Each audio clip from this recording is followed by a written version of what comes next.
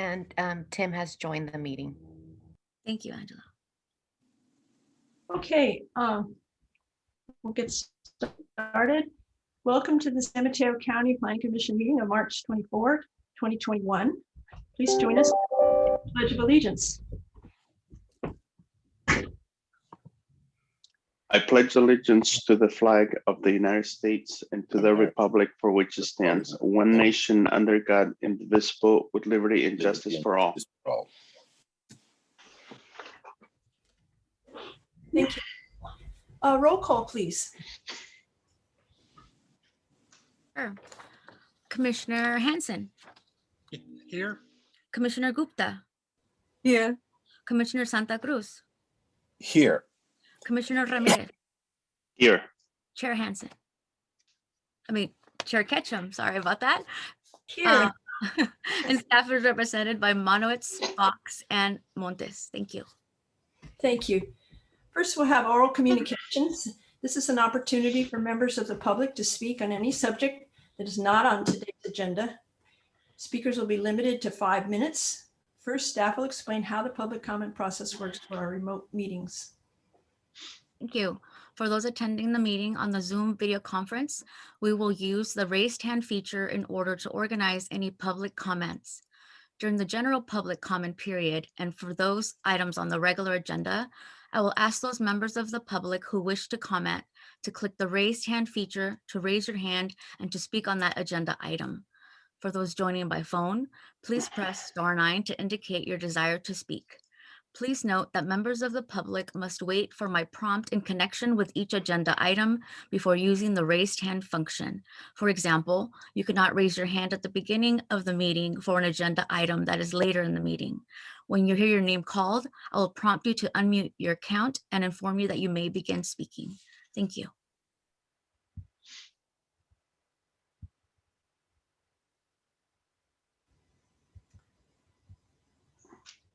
So do we have any raised hands? I do not see any at this time, and I have not received any written comments. All right, so we'll move on then to the consent agenda. There are 3 items. Does anyone wish to pull any of those for questions or discussion? All right, may I have a motion? Motion to accept the consent agenda. Second. We have a motion and a second. Roll call, please. Commissioner Gupta, Aye. Commissioner Santa Cruz, Aye. Commissioner Hansen, Aye. Commissioner Ramirez, Aye. Chair Ketchum. Aye. Thank you. So moving on to the regular agenda, item 3 has been postponed, which brings us then to item 4, an informational item, long-range planning work plan for 21, 20, whatever. Would you please introduce the item? Thank you. Thank you. This is owner applicant San Mateo County Planning and Building Department. And this presentation is on long-range planning work program from 2021 to 2022 calendar year, and being presented by Joe Leclerc, Planning Services Manager. Joe. Morning. I didn't realize I was going to be first up, but I'm ready to go. Good morning, Chair Ketchum and Commissioners. Here to present the 2021-22 long-range work plan. And let me share my screen. Am I able to do that, Janice? I don't see the. Yes, at the icon. bottom should be a green. Oh, it is, yeah. Mhm. All right, thank you.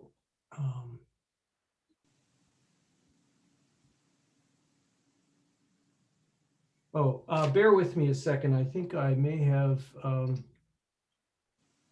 there we go.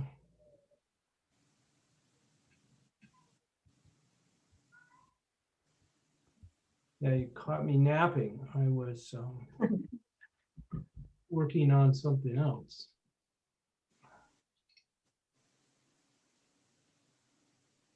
I'm just having a hard time finding the.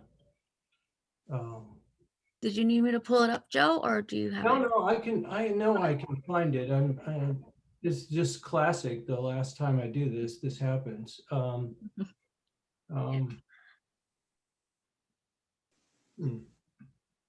I watched somebody else do this the other day. Yeah, Janice, why don't you go ahead and pull it up? I'm just gonna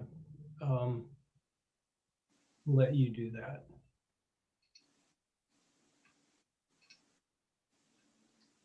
All right, give me a So second. while Janet is doing that, I just wanted to mention that this work plan involves shifting several projects to the future because, oh no, the presentation, not the. Oh, I don't know Oh, if I have. but you don't have it. Is that No. it?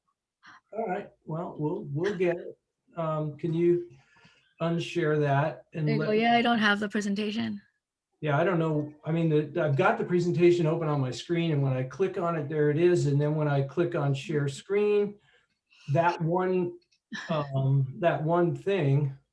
Try doesn't- closing some of the other documents you have open if you don't need them, because that's why it's not popping up. Yeah, okay, will do. Yeah, I do have several screens open.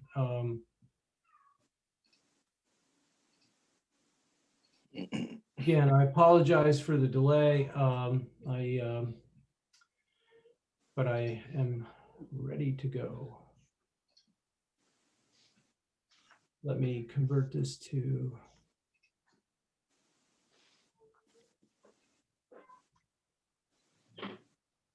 Oh, are you seeing the full presentation or the? Not Yes, yet. I think so. Okay, finally, thank you. All right. So this work plan, as I note here, represents the priorities of the Board of Supervisors, County Manager's Office, and Community Development Director. What I want to talk about today are the projects that we have underway, the housing element projects, both the policy projects and the ongoing projects are new projects that will be starting up this calendar year and early next calendar year, and as well a list of future projects that all the different folks have expressed an interest in seeing happen, and then we'll have time for questions and comments. So first, I wanted to start with some of the accomplishments that we achieved during 2020, including updates to the density bonus and accessory dwelling unit regulations completed by Will Gibson. The second unit Amnesty pilot program was completed in 2020, and we're now evaluating it to see and get further direction from the board on advancing that. We completed an administrative draft of Connect the Coast Side and got a great deal of helpful public feedback on that, and we'll talk more about that in a minute. And we, in our partnership with the the Office of Emergency Services and the Office of Sustainability, launched the update to the local hazard mitigation plan that needs to be finished by September. And we obtained LEAP and SB2 grants from the Housing and Community Development Department in the state of California that will be used to fund rezoning in North Fair Oaks. And the Cypress Point PUD amendments were approved unanimously by the Coastal Commission recently, and that you saw some months back. And then the draft childcare ordinance was completed in 2020 that you just reviewed at your last meeting. So moving into the current projects that'll carry through 2021, we are in the process of revising Connect the Coast Side in response to public comment, and we intend to bring that to the decision makers in June and July, so or potentially August. But we've come a long way, and we've garnered a great deal of community support for the direction we're headed. So we're optimistic that the finish line is in sight. The protected tree ordinance, Dan Krug and I have been working on a redraft of that and have completed a draft, and we're in the middle of developing a companion tree manual that would explain how to implement the ordinance to the public and as a helping hand tool for planners at the counter. And that project is moving again after a couple of year hiatus. The child care ordinance that you reviewed and recommended approval for your last meeting will be going before the board next month and will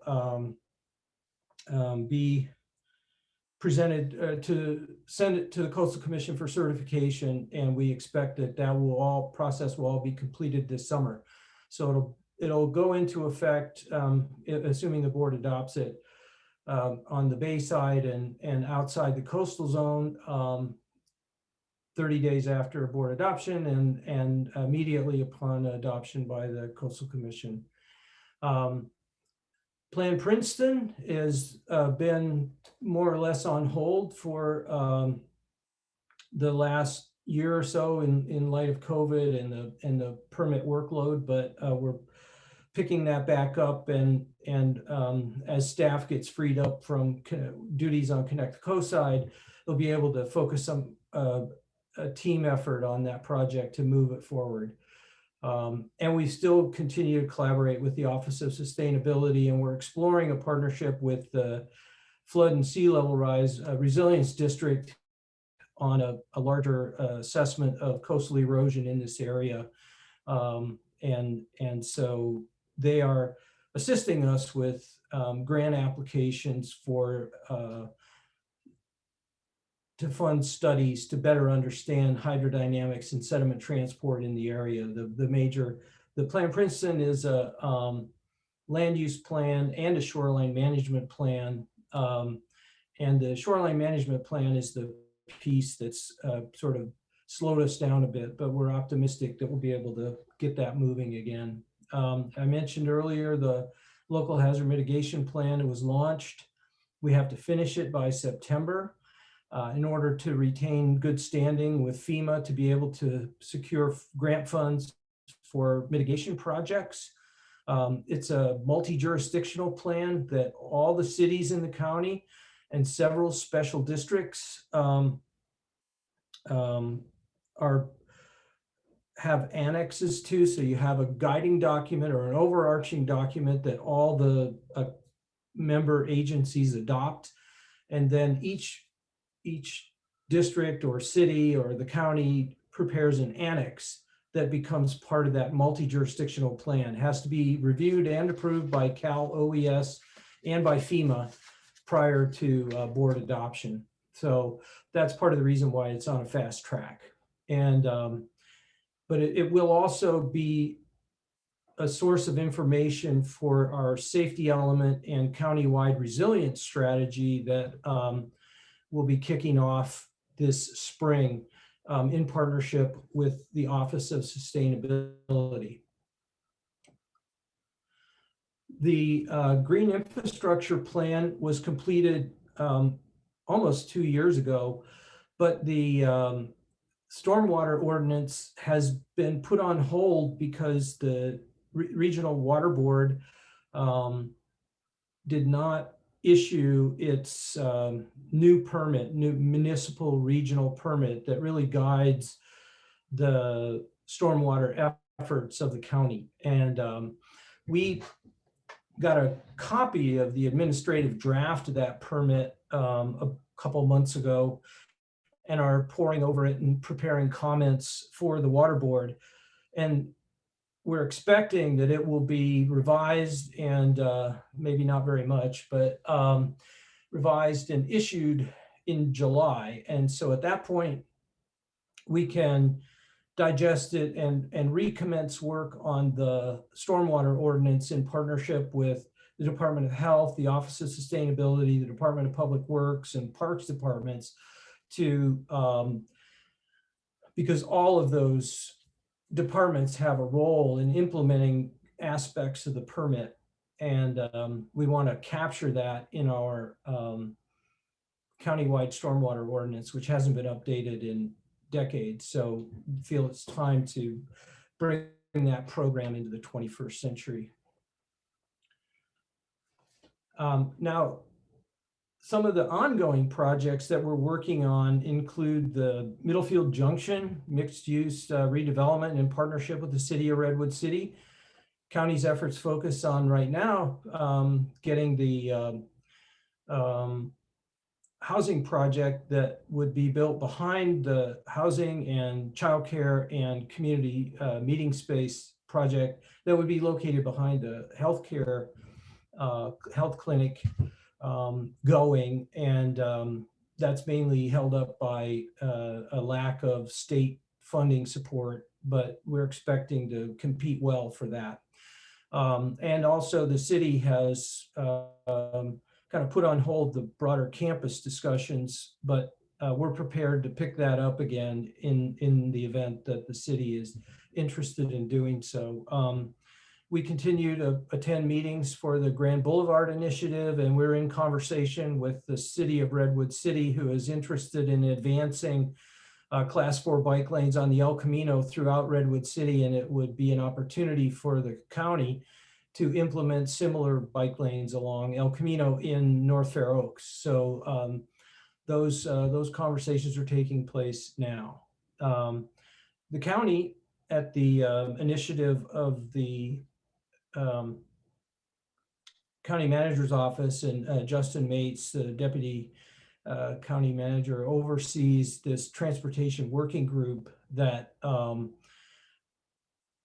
is trying to coordinate the efforts of all the departments to have a role in improving transportation facilities in the county. So that's everything from trails to freeways. And we are, the departments gather monthly to discuss priorities and projects and funding priorities, including which grants to apply for. When we look at the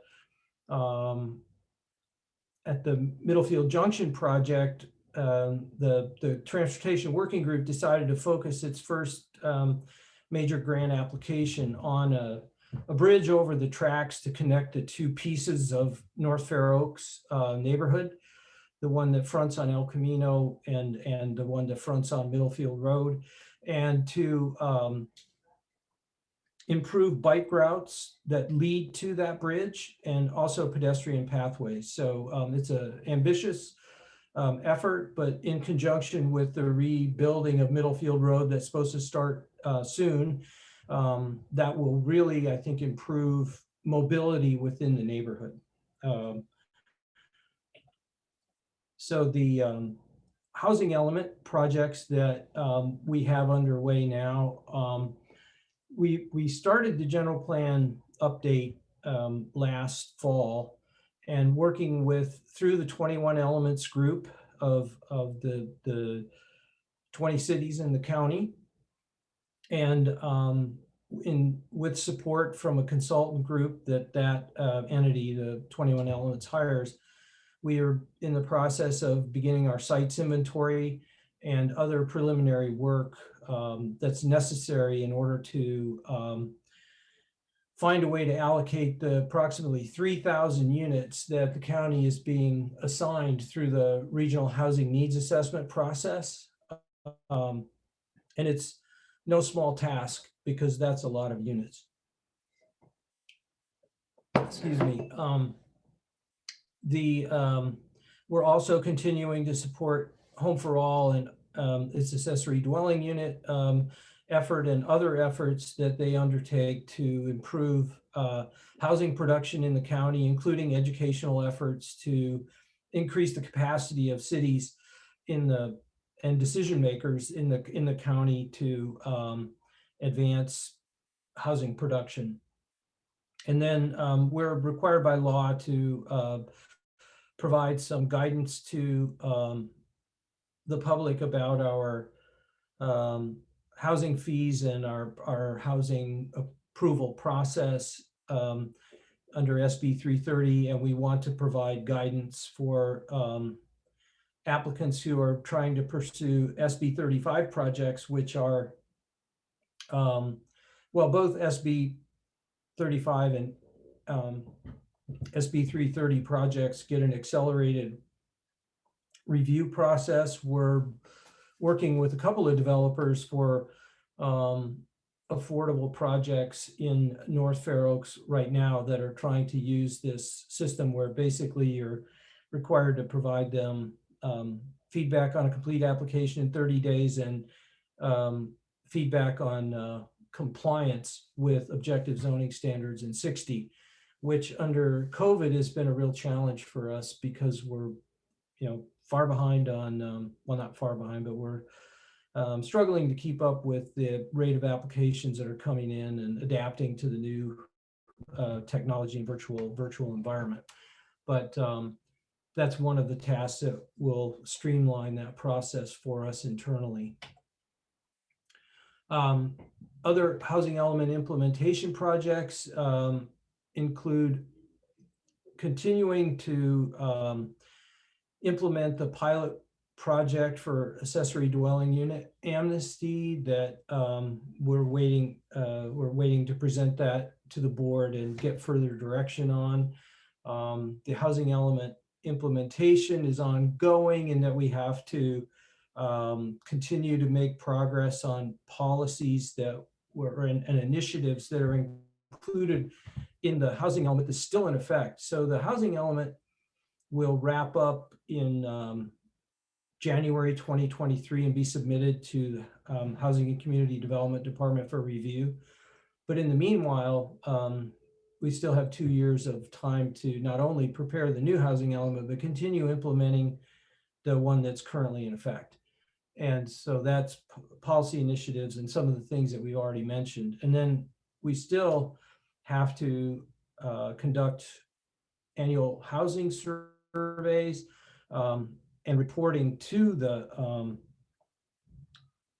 Housing and Community Development Department to keep them abreast of our progress in meeting our current regional housing needs allocation requirements.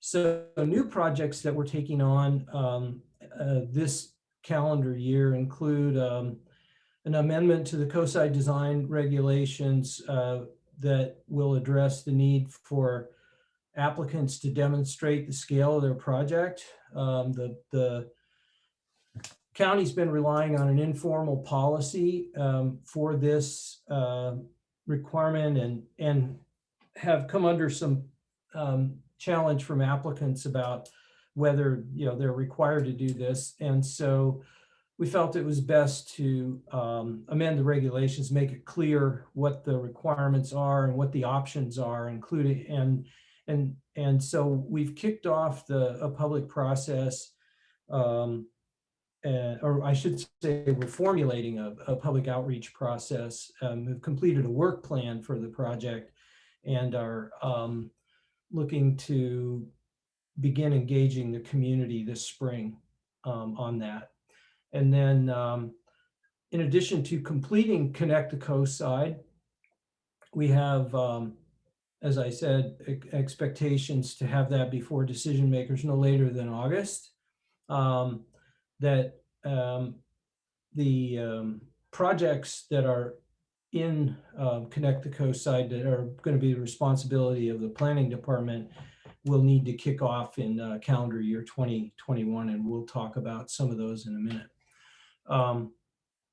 We also, in this 2-year time frame, intend to, once the demonstration of scale amendments are made to the COSI design review regulations, to update the C1 zoning ordinance and some of the residential design guidelines to address some of the changes that have taken place in the mid-coast. So this amendment will probably create a distinct commercial zoning district for the mid-coast and update the current residential design guidelines. And that would start in the spring, about a year from now.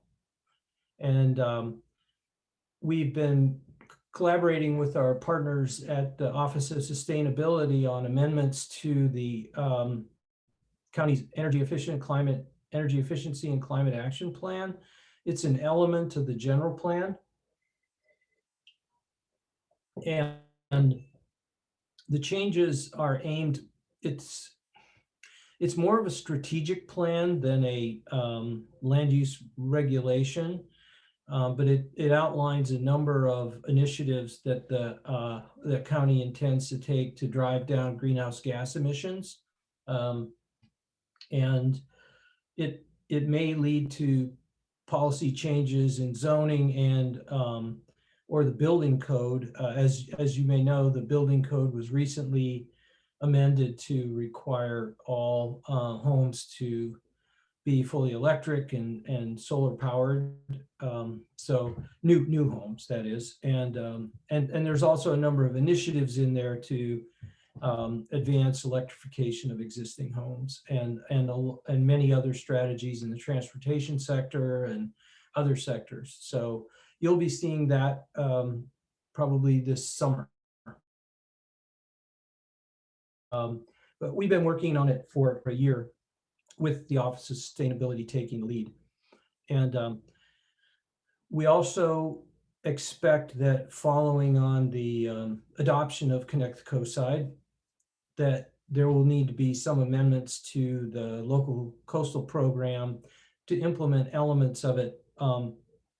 We think that those will commence about a year after the plan is adopted, because there's a need for some study and coordination with Half Moon Bay on how to implement the different standards, vehicle miles traveled, level of service, and delay in the corridor, both 92 and Highway 1, and also coordination with Caltrans. So we expect that to take some time to work out, and the state is trying to figure out how to implement VMT standards broadly throughout the state. They've provided some guidance, but it's incomplete, so that's left communities on their own to figure out the rest of it.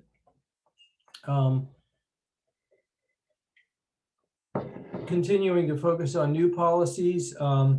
After adoption of Connect the Coastside, we expect to launch the lot merger program this fall.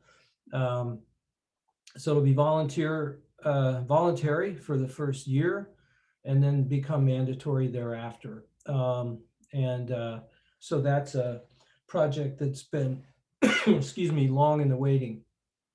Kanoa Kelly is continuing to work on, in our current planning section, is continuing to work on the zoning ordinance reorganization, shifting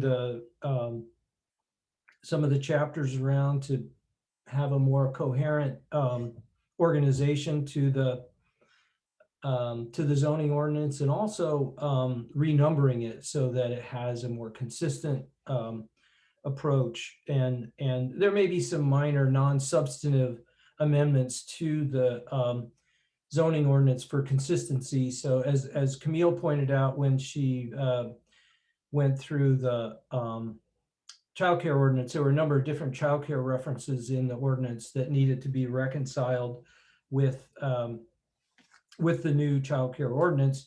And this is a similar effort, only it's broader in scale and reaching to all the sections of the zoning ordinance. And then I mentioned earlier that we obtained grants to fund a consultant to prepare rezoning, general plan changes and rezoning for properties along Huntington and Blenheim, and basically the properties that front on Middlefield Road and on the south side of Middlefield Road, and the properties that front on the north side of El Camino. In some instances are just too narrow and too small to make effective commercial mixed use development sites. And so we, and recognizing the street as sort of a setback, we feel that it was best to try to connect those properties with the same zoning, so that it makes it possible for developers to purchase and assemble sites of proper scale to achieve the redevelopment vision that was included in the North Fair Oaks Community Plan. We've heard quite a bit from developers that these these sites as they are now are just too small to make it cost effective to redevelop them. And so we have initiated this project to address that. And we expect to issue the RFP for that this spring. So we're in the process of drafting that now for the consultant team. And it will involve general plan change, rezoning, and environmental review, and perhaps an EIR. So the county has recently hired a chief of equity. I'm sorry, I'm not sure I'm using the right name for the position, but Shireen Melikafzali, who was working in the policy group over in the health department, has accepted that position recently and will be guiding many departments' efforts in extending their efforts in equity and outreach and integrating equity into policy. And one of the things that we have committed to do in our missive to the county manager's office for the budget is to develop a toolkit in the planning section that will not only guide outreach efforts, but also create a set of criteria that will be used to evaluate policies that are proposed against these equity and environmental justice criteria, so that we can transparently assess whether we are meeting our equity goals with not only outreach, but also the policies that we propose. And then, as I mentioned, we have launched the local hazard mitigation plan, but at the same time, we polled cities at the recent planning directors meeting to discuss their interest in participating in a countywide preparation of a countywide resilience strategy that would inform state mandated updates to the general plan safety elements. So one of it's kind of a dizzying speed of legislation coming out of Sacramento, giving direction to local government on things they need to do. And one of them is requirements to update safety elements to address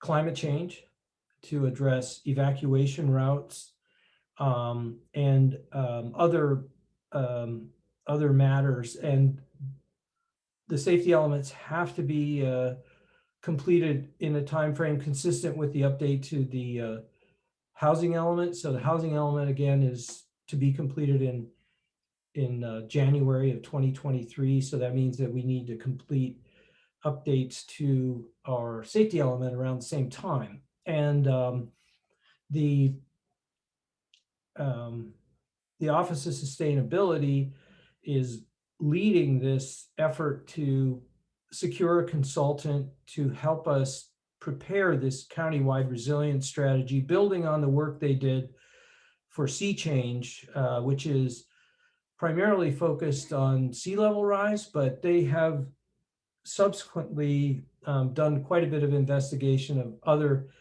climate impacts that the county will experience, like high heat, wildfire, debris flows, changes in precipitation, more arc storms, and the like. So we intend to integrate all those potential impacts, both in the local hazard mitigation plan, but in a more thorough fashion in the resilience strategy and subsequent amendments to our land use regulatory documents, the general plan. And so that you'll be seeing all of that over the next couple of years. And then we continue to receive, general plan conformity requests from governments that operate in San Mateo County, and we'll process those with you. We have CCAG is leading a community-based transportation planning process that we participate in. And we've been in conversation with the city of Belmont and the city of San Carlos to some extent, but more city of Belmont, about the city annexing the harbor industrial jurisdictional area.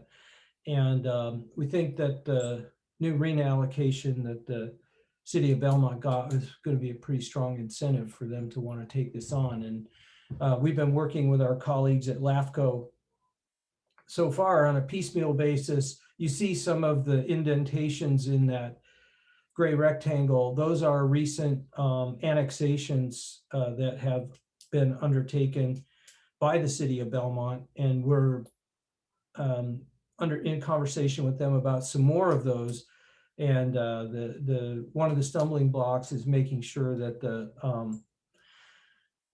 the county's sewer district in that area is kept whole. But I think that it seems to be working out that we're able to do that and sequentially annex properties into the city, which are then typically redeveloped for housing, some for jobs, but mostly for housing. And then we're partnering with the Department of Public Works and other departments to determine how best to implement vehicle miles traveled standards in the county. We have an informal policy now that was shared with the board that's based on direction that we got from the state of California, Office of Planning and Research, but there's a need to broaden the types of land uses to which it applies. And so that's the next effort, is to expand the criteria to cover all the kinds of land uses and the different jurisdictional areas in the county that each have different trip generation rates based on the setting. So for the example, the coast side, because it's remote from shopping and jobs, tends to have higher vehicle miles traveled than, say, North Fair Oaks, which is more proximate to transit and shopping opportunities. And then we have a lengthy list of future projects, some of which we had planned to undertake this or next year, but we had to, both due to staffing limitations and other priority projects sort of inserting themselves in the queue, we had to shift some down. But we intend to, we expect that once the lot merger program is completed, that we'll start work on the lot retirement program. And that may commence before completion of the lot merger program. It's just not something that is likely to start in the next 2 years, or before 2 years from now. As I mentioned, we're in discussion with Flood and Sea Level Rise District about sea level rise and coastal erosion studies in the Pillar Point and Half Moon Bay areas. We'd like to update our grading and parking regulations and general plan, confined animal regulations. Of course, we continue to get ongoing data requests from agencies and departments like ABAG and MTC.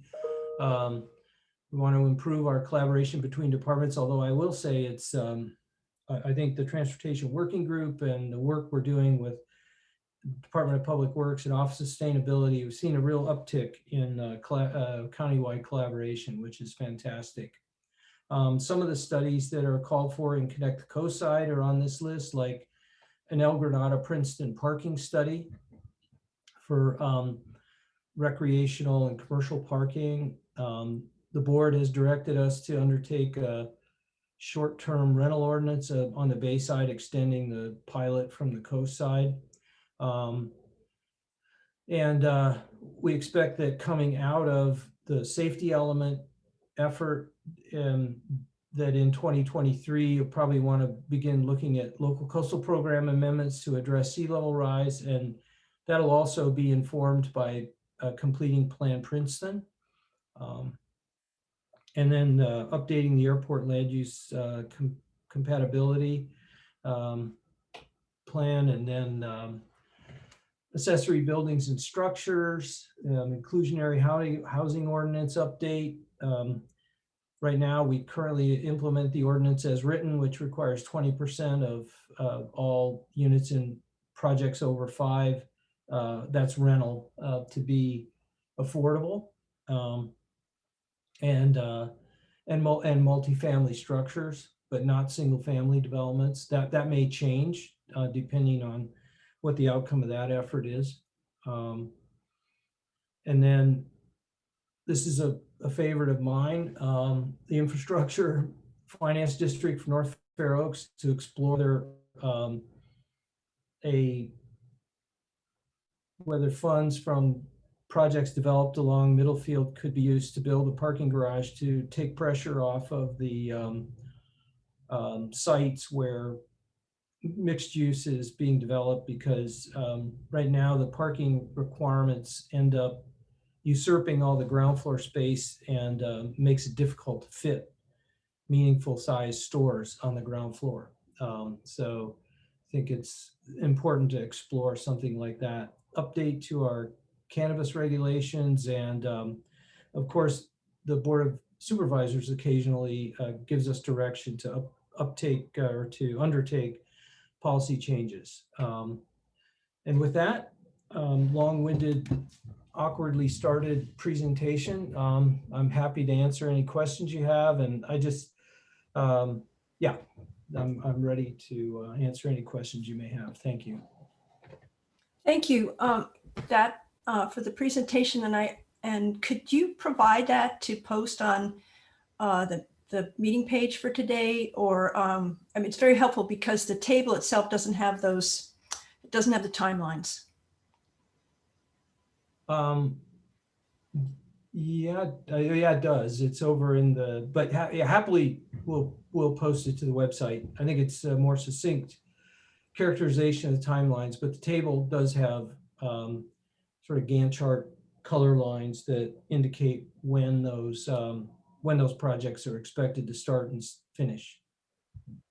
Oh, I didn't see it. It went off. It seemed to have disappeared this year, that section of the table. Maybe I don't know how to look at it right. We'll make sure that both are posted to the website and distributed to the Planning Commission, because it may have just been a formatting error, but the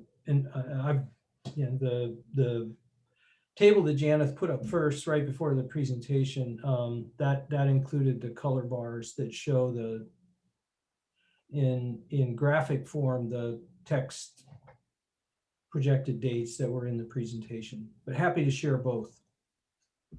Thank you.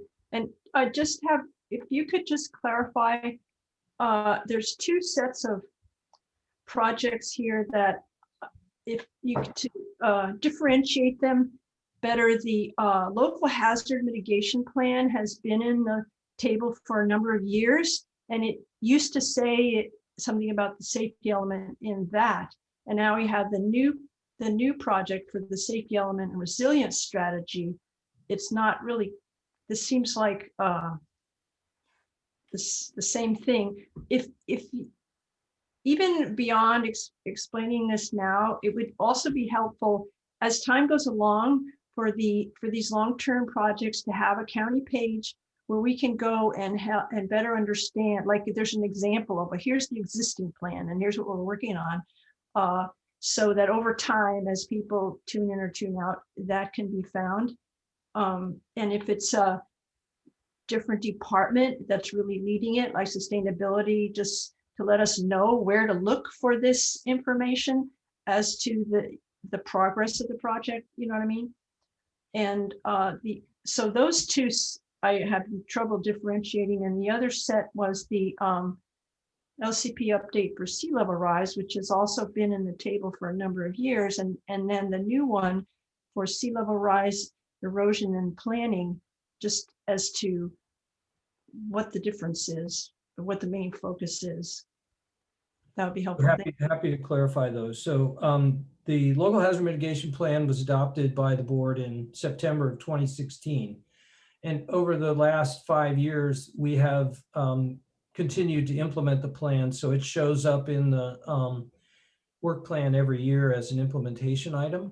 And this year, the Office of Emergency Services. So and the 2016 plan was led by the planning and building department. Now, this time around, the Office of Emergency Services is taking a lead role with considerable support from the Office of Sustainability and Planning.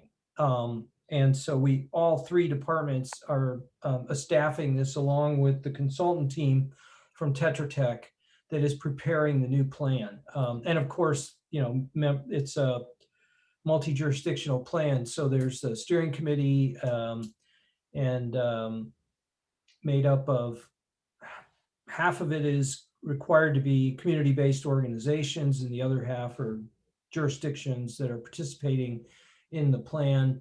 And then there's meetings where all the annex partners attend. So that entire process started but we got the consultants signed on in January, and the plan needs to be finished in September and adopted by the board in order, as I mentioned, to stay in good standing with the FEMA and OES for grant funds. And there will continue that, and once it's adopted, there'll be 5 years of implementation following it. The safety element and the safety element and the resilience strategy and the local hazard mitigation plan were initially conceived as being conducted together at the same time, and then COVID hit, and we misunderstood, and we got some not so helpful guidance from the Office of Emergency Services that told us that we had more time to complete the LHMP than we do. And so we found out sort of late in the game that we needed to finish by September in order to stay in good standing. And so we had to set aside the effort on the safety element and the resilience strategy in order to gear up to complete the local hazard mitigation plan timely. And then at the same time, we didn't lose sight of our interest in advancing the resilience strategy and the safety element updates. And as I mentioned, the Office of Sustainability is poised to issue an RFP for that process as soon for a consultant team to help us with that process as soon as we've had a better chance to poll the cities on their needs so that we can be sure to address those in that project. But the idea, again, being to create a broad resilience strategy that applies throughout the county and addresses a broad range of risks that we might face, and use that as a guide for a non-regulatory document to use in preparing safety element amendments. And so that project has to wrap up by 2023. Does that answer your question about that piece? Yes, that's very helpful. And then the other two were about the LCP updates for sea level rise and the sea level rise erosion planning. Yes. So as I mentioned, the safety element, we've had sea level rise amendments in the work plan in the LCP because we expected those to spring out of Plan Princeton. Because that project has been delayed, those amendments were not developed. So now we are going to be advancing Plan Princeton and the safety element at the same time. And we believe that out of that will come information useful for amending the LCP to address sea level rise.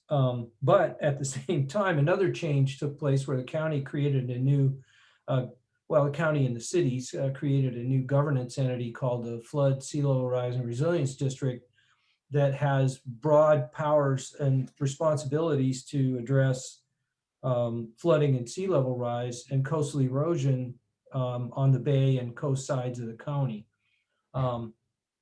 as well as upstream where flooding may occur, and in creeks and streams. And so we've been in conversation with the Flood Sea Level Rise and Resilience District, fondly referred to as FSLR, that is exploring a broader study than we had contemplated to look at sand transport dynamics, sea level rise, coastal erosion, hydrodynamics along the entire shoreline from Pillar Point down to the southern beaches of Half Moon Bay, because that is an intact sand system, a coastal littoral cell, and any interventions need to be understood at that scale, because if you don't understand the context that you're working in, then you could spend a lot of money ineffectively. So for that reason, they've advocated that while we're working on Plan Princeton and exploring the pilot project that the Harbor District is proposing at Surfers Beach, that a broader look be taken. One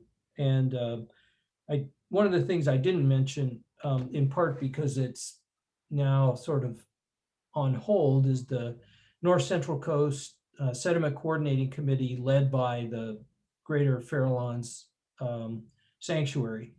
And the county is a party to that group. And it's made up of 4 counties: Sonoma, Marin, San Francisco, and San Mateo counties, all the federal agencies with jurisdiction over sand replenishment projects, federal and state agencies with jurisdiction over sand replenishment projects along the coast. And the idea being to try to find ways to streamline the permitting process so that these sand replenishment projects can go forward based on good science and with a coordinated permitting approach.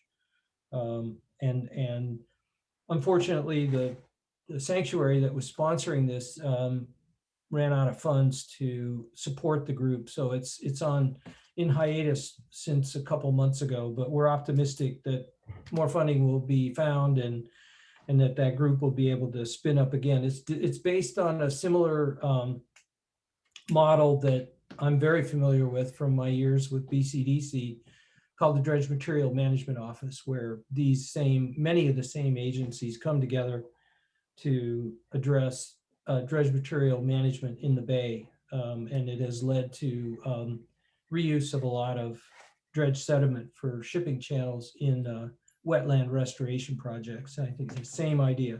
Can we use sand to hold the line on the coast while we determine when and how we might have to implement managed retreat someday in the future? I hope that was more than you wanted to know, but. No, that's great. Thank you. So my fellow commissioners, questions. So we start off with Commissioner Santa Cruz. Thank you, Commissioner Ketchum. I have about 3 maybe clarification question for Joe. And Joe, my question number 1 will be the Home for All. Is there any budget that you are depending on who is responsible for budgeting that initiative? If you may clarify for me. I'm going to hand that one over to Mr. Monowitz. Thank you, Joe, and good morning, commissioners. In response to your question, Commissioner Santa Cruz, the Home for All effort is being funded at the county manager's level. We receive some of the funds associated with that for purposes of our ADU program. That's the Accessory Dwelling Unit Amnesty program. And we also contribute staff time to helping to facilitate that effort. So I help lead the transportation and parking working group, and I also help facilitate the steering committee meetings. But In terms of the overall budget for that program, that's being addressed at outside of the planning and building department budget at the county manager's level, as well as in the housing department. So basically, Steve, we are like your department is like a technical support, but not so much of anything else. Okay. Correct. Now the second question, a follow-up question, Steve, maybe you may answer, is we're talking about ADUs and the possibility that is an ongoing project, right? What's the percentage of accomplishment if it is ongoing versus what we plan to do at the very end? Sure. So the ADU Amnesty program is right now in a pilot project stage. We needed to determine how to make it work effectively. And so what we did is we contacted people who had existing outstanding violations. They had built accessory dwelling units without the permits, and we wanted to work with them to try and resolve those. So we took a handful of those folks, and we've been working with them to establish what we think is going to be an effective program that can be rolled out to a larger audience. And so to answer your question, Commissioner Santa Cruz, what I envision as success of the program is that we'll be able to expand it beyond the current pilot program to serve all communities, all of the unincorporated area, and that we will resolve our outstanding violations associated with unpermitted ADUs by having them participate in this program, and hopefully get as many legalized as we can. So Steve, on the pilot project that you are working on, how many participants are in what's the percentage of success rate that you can see happening right now so far? Yeah, I think the total number was 10. At least that was our objective. And I don't have the answer for you right now, Commissioner Santa Cruz, in terms of how many of those 10 have been certified as being safe, but I'd be happy to pursue that and report back. That would be nice, yeah, to see the success of the project if it is an ongoing project. Now, I have another observation that maybe Joe talked about it, but I didn't see it. We in the past talk about the short-term policy regarding the Airbnb at the county level. But in his project, he talks about all the Brisbane or the Bayside or something.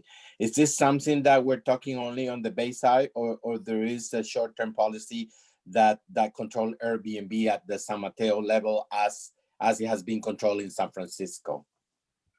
So we modeled our approach for the Bay. So the county adopted a short-term rental ordinance about 3 years ago, and requiring permits for short-term rentals on the coast side in the coastal zone, and only in the coastal zone. And the board, about a year after that project went into place,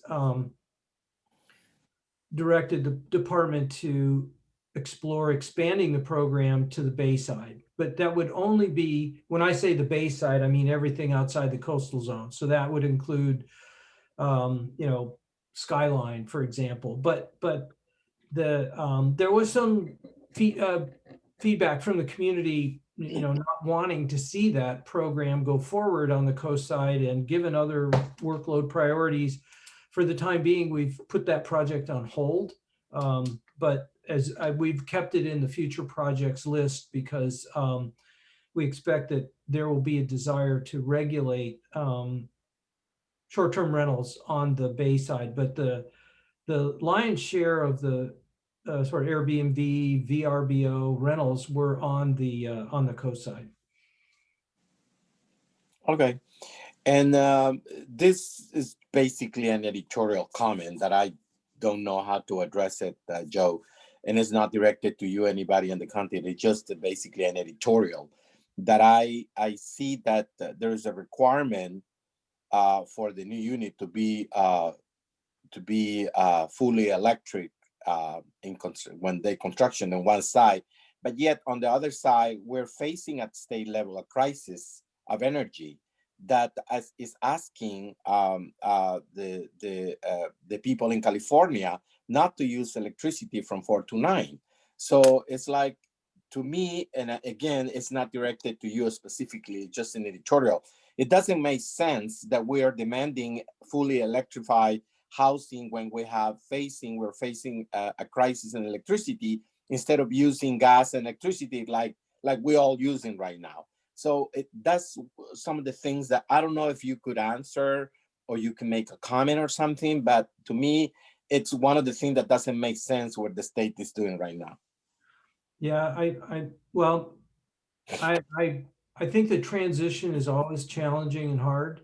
And that's where we are right now. We're in transition, trying to move away from fossil fuels towards renewable energy as a primary source of energy. And because the technology isn't maybe as proven and developed as gas-based technologies like stoves and so on, it's and in particular, the grid isn't well adapted yet to renewable energy.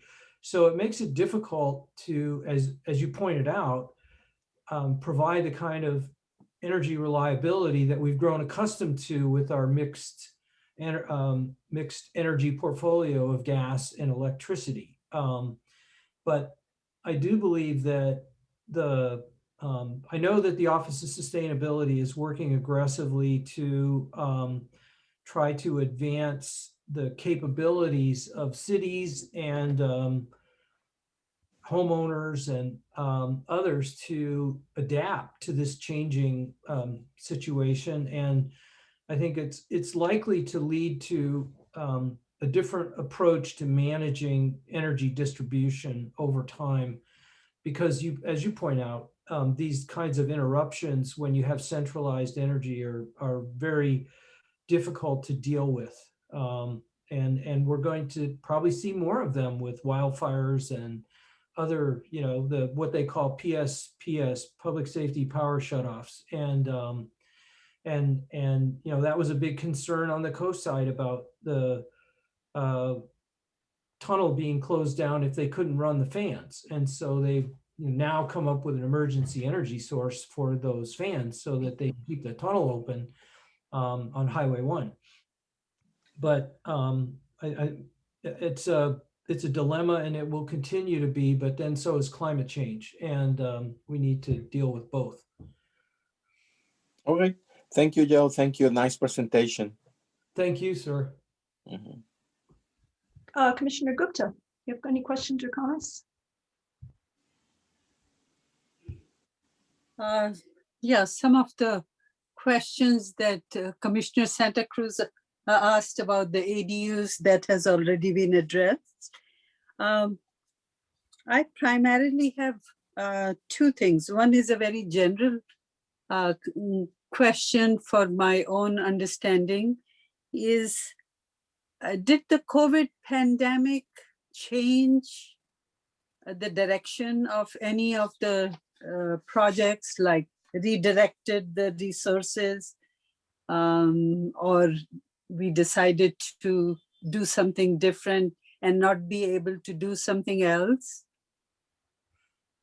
I do think, as I mentioned at the beginning, we did shift some projects that were in the work plan last year, that I presented last year, to the future projects group, because although we have extended our reach in the planning, in the long range planning section, by having now Katie Faulkner as a full-time planner 3, and also adding Chanda Singh as the senior transportation planner.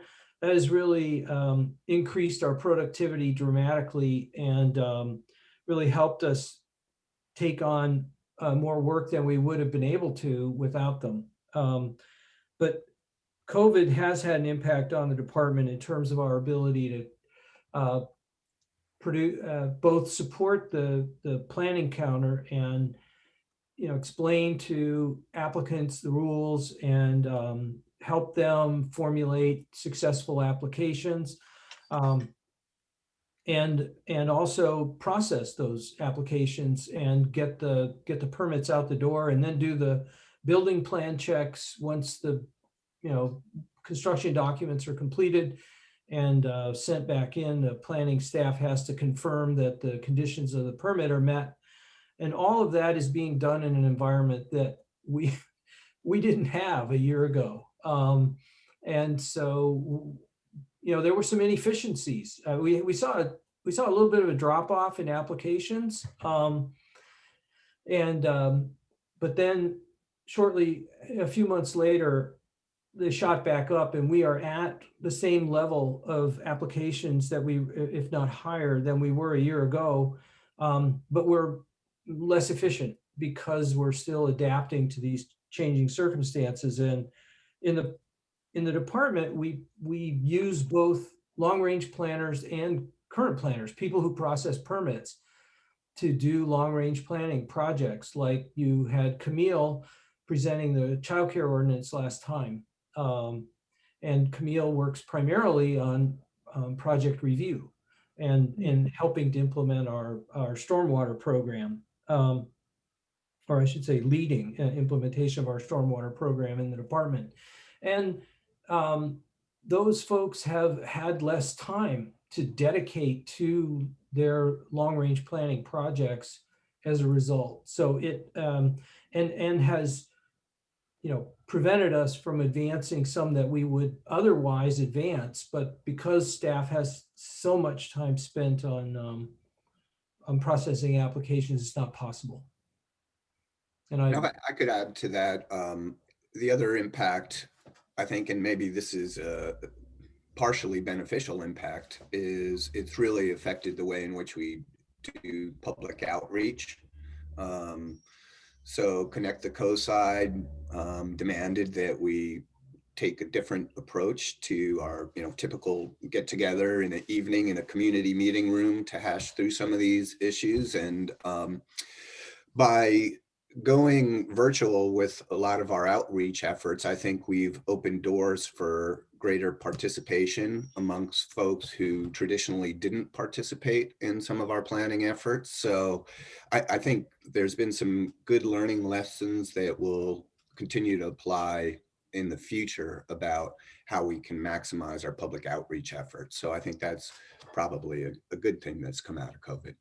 Yeah, and I think related to that is much like I think the private sector learned, and we're learning in government, that it's not necessary to have everybody in the office all the time, and that we can work effectively virtually together. And as we get better at it, it enables us to have people spend less time on the highway getting to and from a geographic work location and more time on the projects. And so that will have a long-term effect of that is unclear. Obviously, the board and the county manager's office will decide, how departments are supposed to show up for work or work from home, once this COVID crisis is behind us. But we certainly have new capabilities that we didn't have before. Thank you. So yeah, it's going in a little different direction, but do you see we going forward with hybrid meetings, or because I see different set of people are participating now, the ones who are comfortable with getting on Zoom. So do you see that happening? Like, I hear about it, but I don't know. Yes, and I want to harken back to the equity and outreach and social justice outreach efforts that are that the county is advancing. So we've set aside some funds in the department to contract with community-based organizations to improve our reach into communities that have been underrepresented and underserved in the county. And and those are sometimes people who don't have access to technology to get to meetings and participate. And so as part of Connect the Coastside, we pursued some innovative approaches, surveys and Zoom meetings with youth groups, and really trying to meet people where they are. I think that in the future, hopefully we'll all be safe to be able to meet face to face more often. We will continue those efforts, and they won't necessarily be undertaken at come one, come all community meetings to ensure that we reach the broadest cross section of folks in the county that we can. But it's possible that we may conduct face-to-face public meetings with a Zoom support, component, so that people who are not able to attend physically can attend virtually and share their input and ideas. Thank you. And the other question that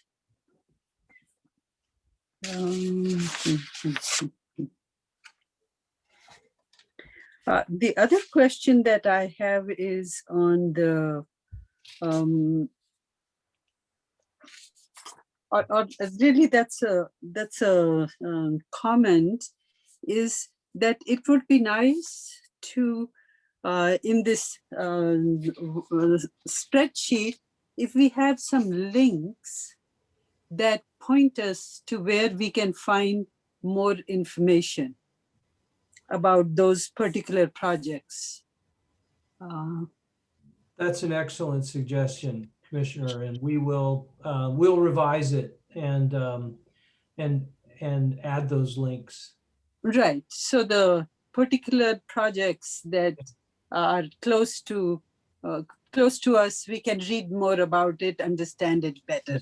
So thank you. Clear. Thank you. It's a good presentation, and I agree with Chair Ketchum that it would be good to have that your presentation, Joe, also uploaded on the website.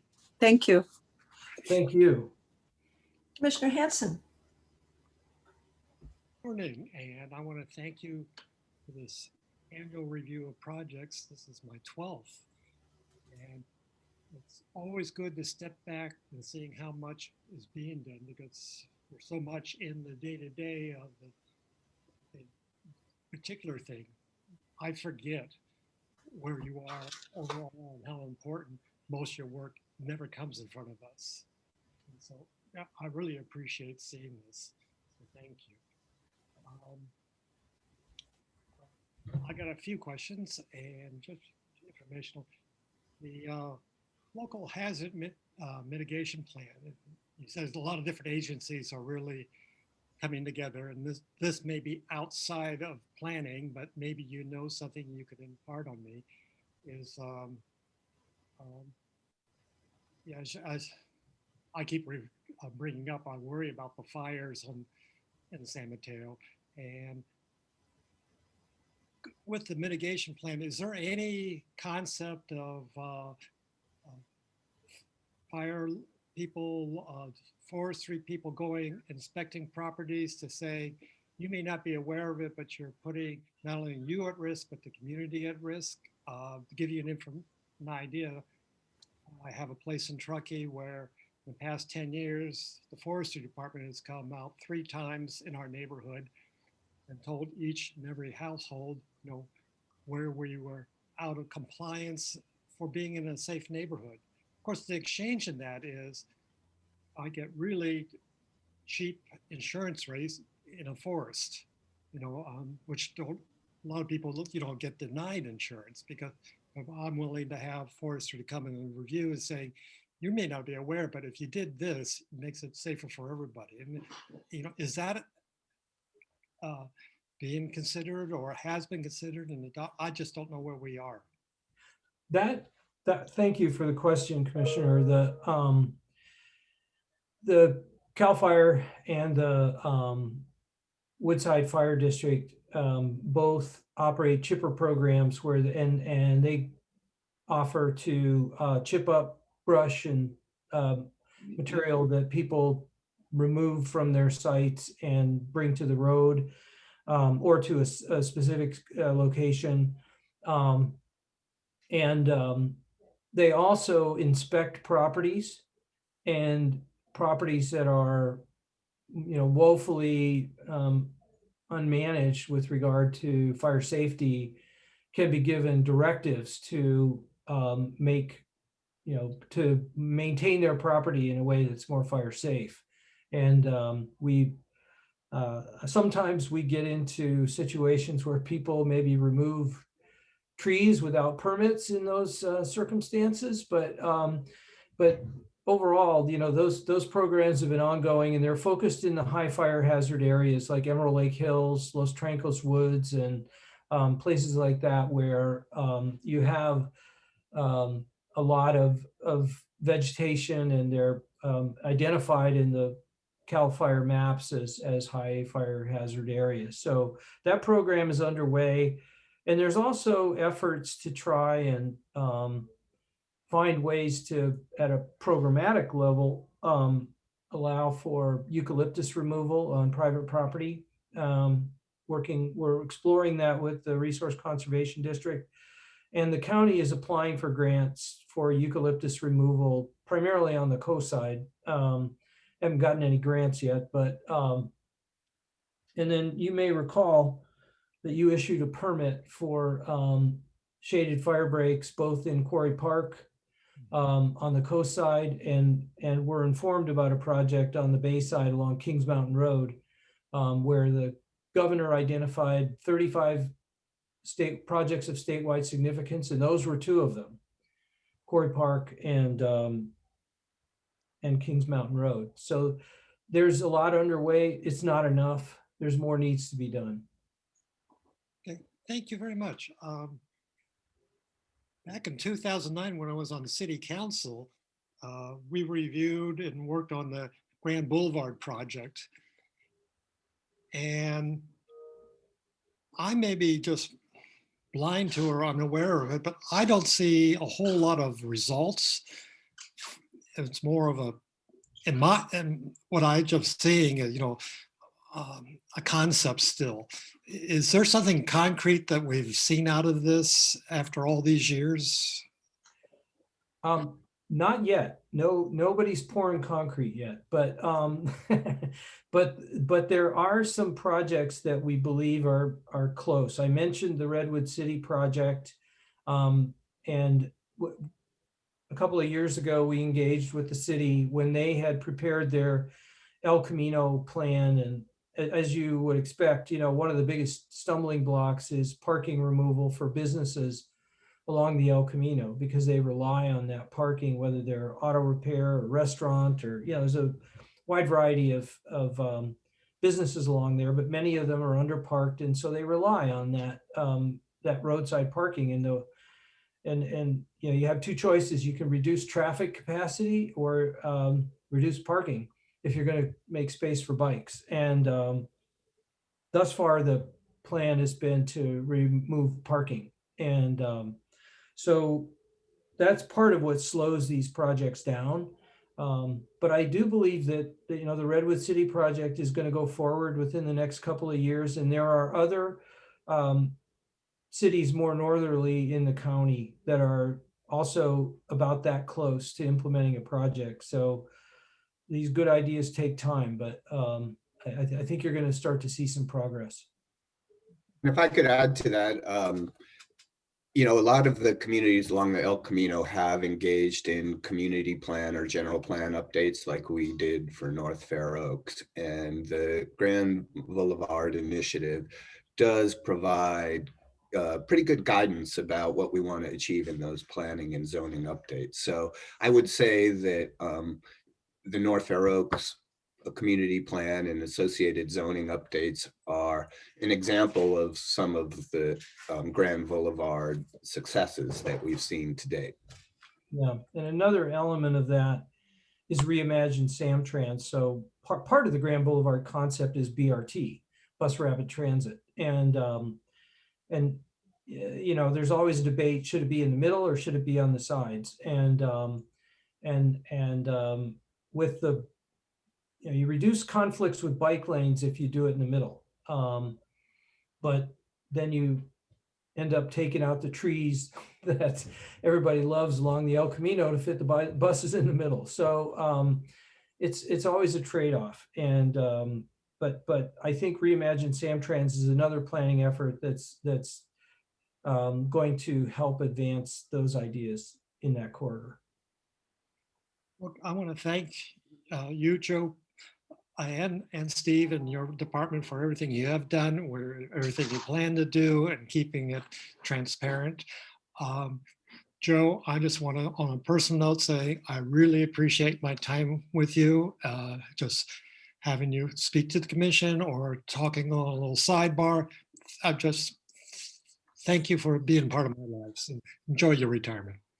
Well, yeah, I'll take that as a cue to offer my thanks to the Planning Commission. I'm really impressed by the compassion and respect that you show to the applicants and to the staff, and your, you know, thoughtful decisions. You really come to the meetings informed and really endeavor to, you know, make really good public policy and permit decisions. And it's been an honor to work with you and serve you as staff. And I'm blessed to have a great staff that supports me. I couldn't do, you know, all these accomplishments that I was able to share with you today without my excellent staff.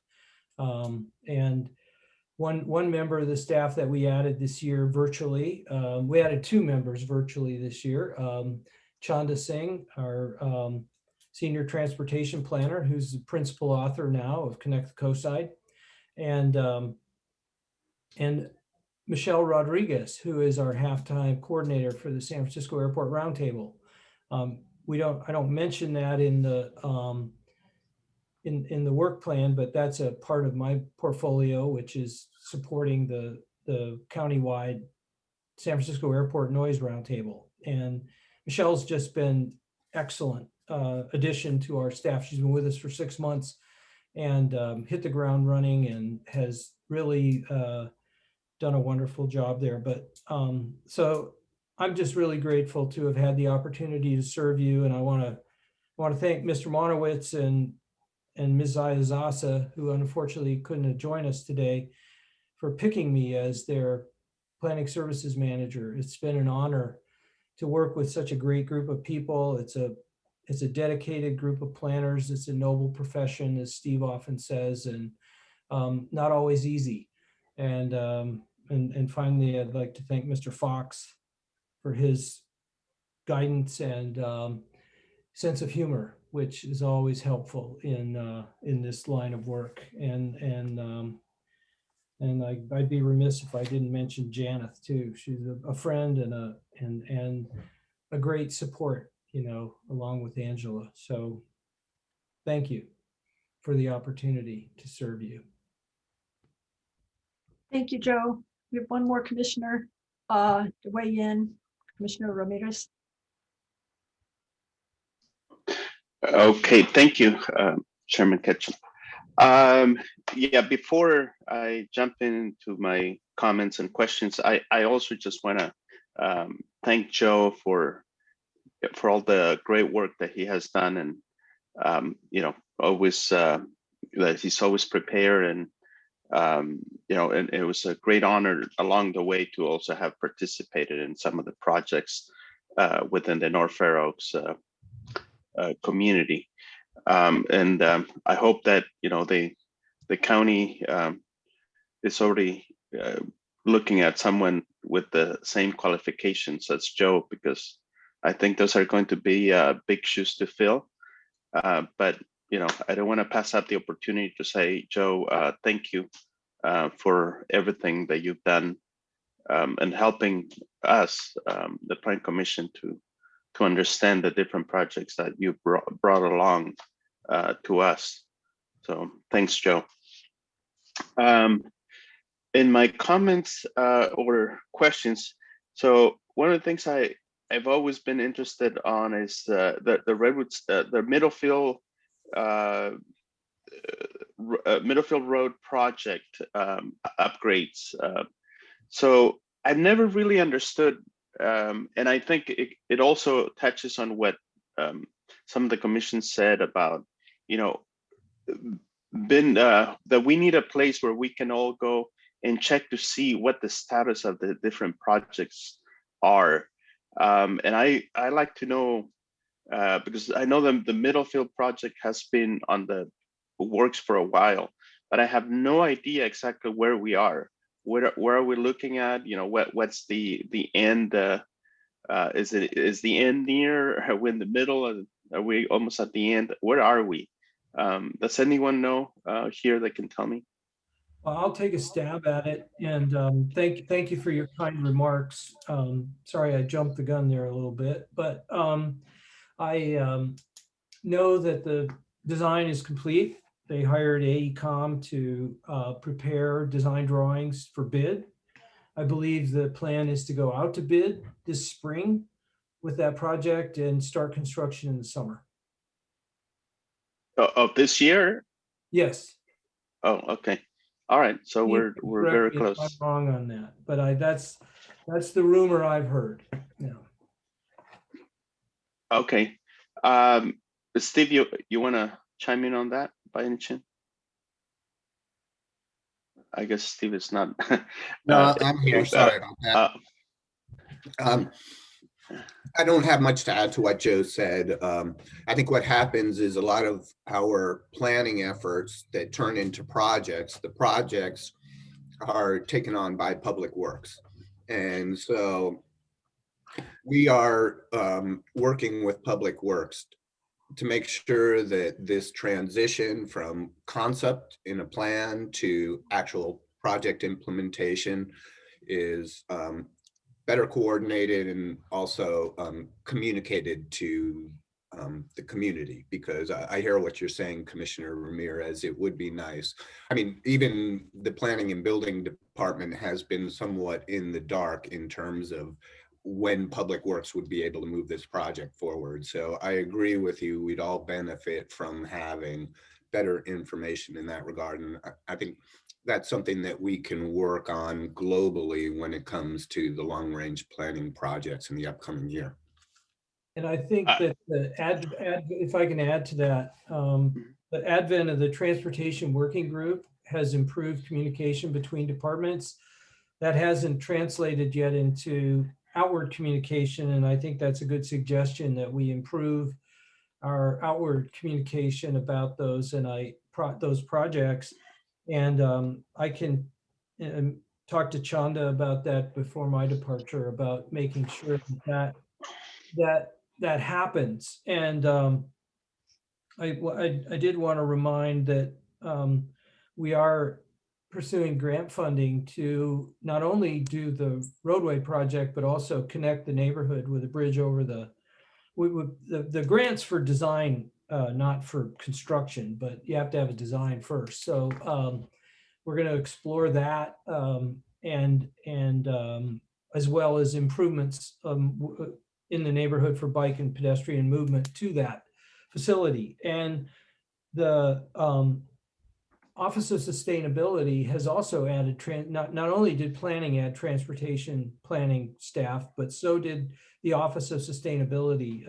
You'll be receiving a presentation next month on the active transportation plan. That's a county-wide bicycle pedestrian plan. And we, Chanda in particular, work closely with staff to coordinate that plan with Connect the Coast Side, to make sure that there was synchronicity there, and also to make sure that that plan incorporated initiatives from the North Fair Oaks Community Plan so that, the county speaking in a unified voice with regard to active transportation. And the Office of Sustainability is the lead staff to the Transportation Working Group. So I think you'll see over the next year or two a much better both internal and external communication with regard to transportation in the county. Thanks, Joe and Steve, for chiming on that. Let me see. And just in general, yeah, because as you have presented today, there is so much information that goes across different departments, and I think it was brought up before that it would be great if we have a way that we can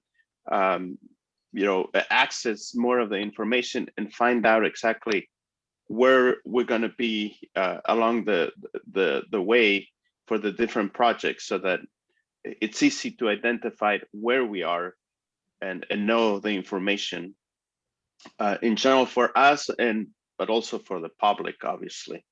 That would be nice.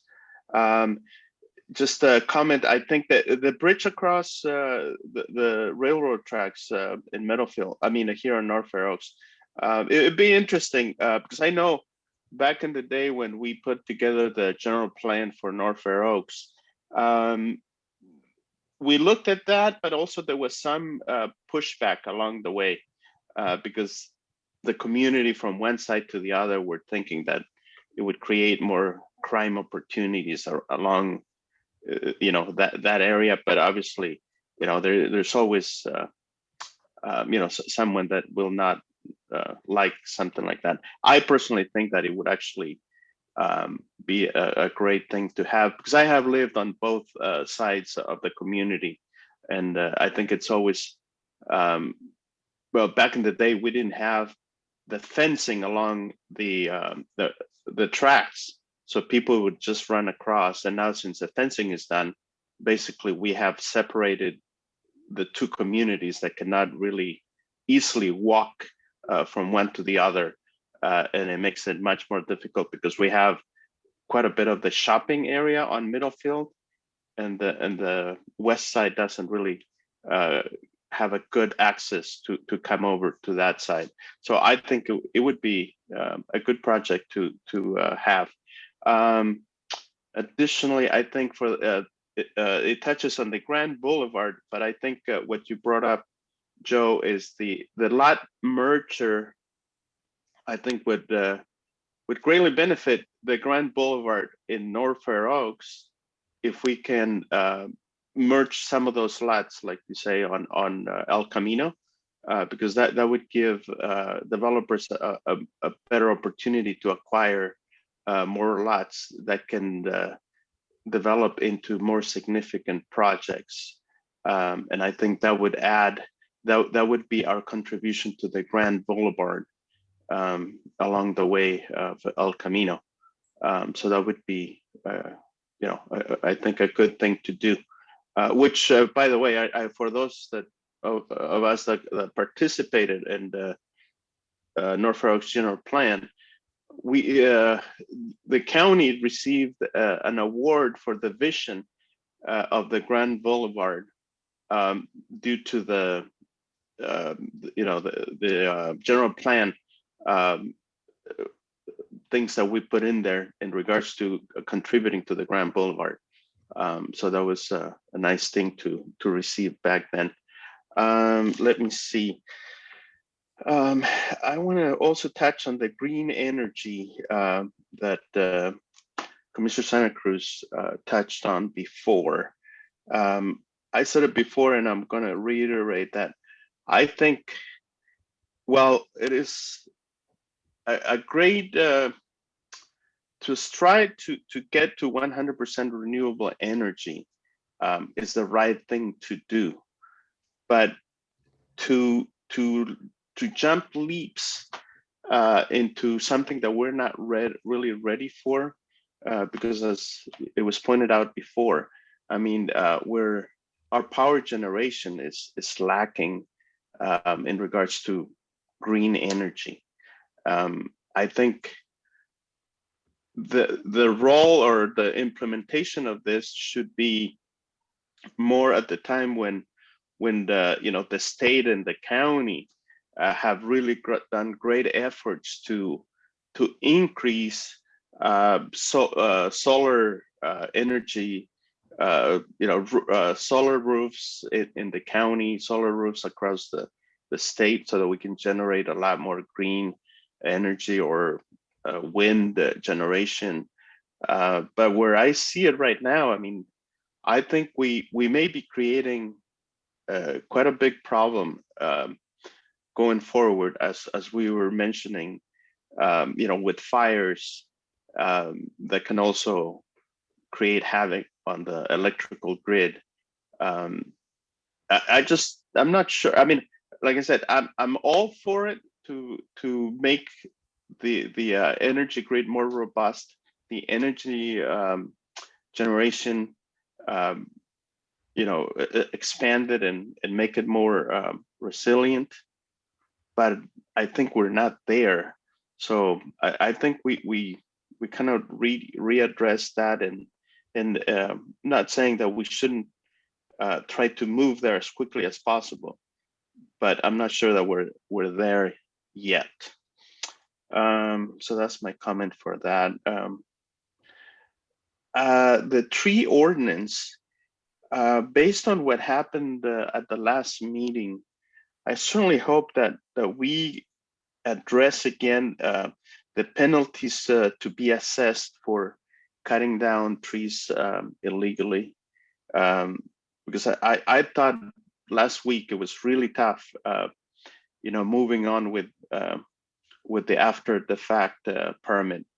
And I think that the county needs to do a better job of better informing the public of what the penalties are, and so that people don't do it, and that we really protect our trees better than what we have been doing. So I don't know if you want to comment on that. I do, and thank you for the comment and the question, Commissioner Ramirez. The draft ordinance, as it is written now, continues the fines that the board adopted in 2016. So as you may recall, there was some controversy around the similar events happening in Menlo Oaks in 2016.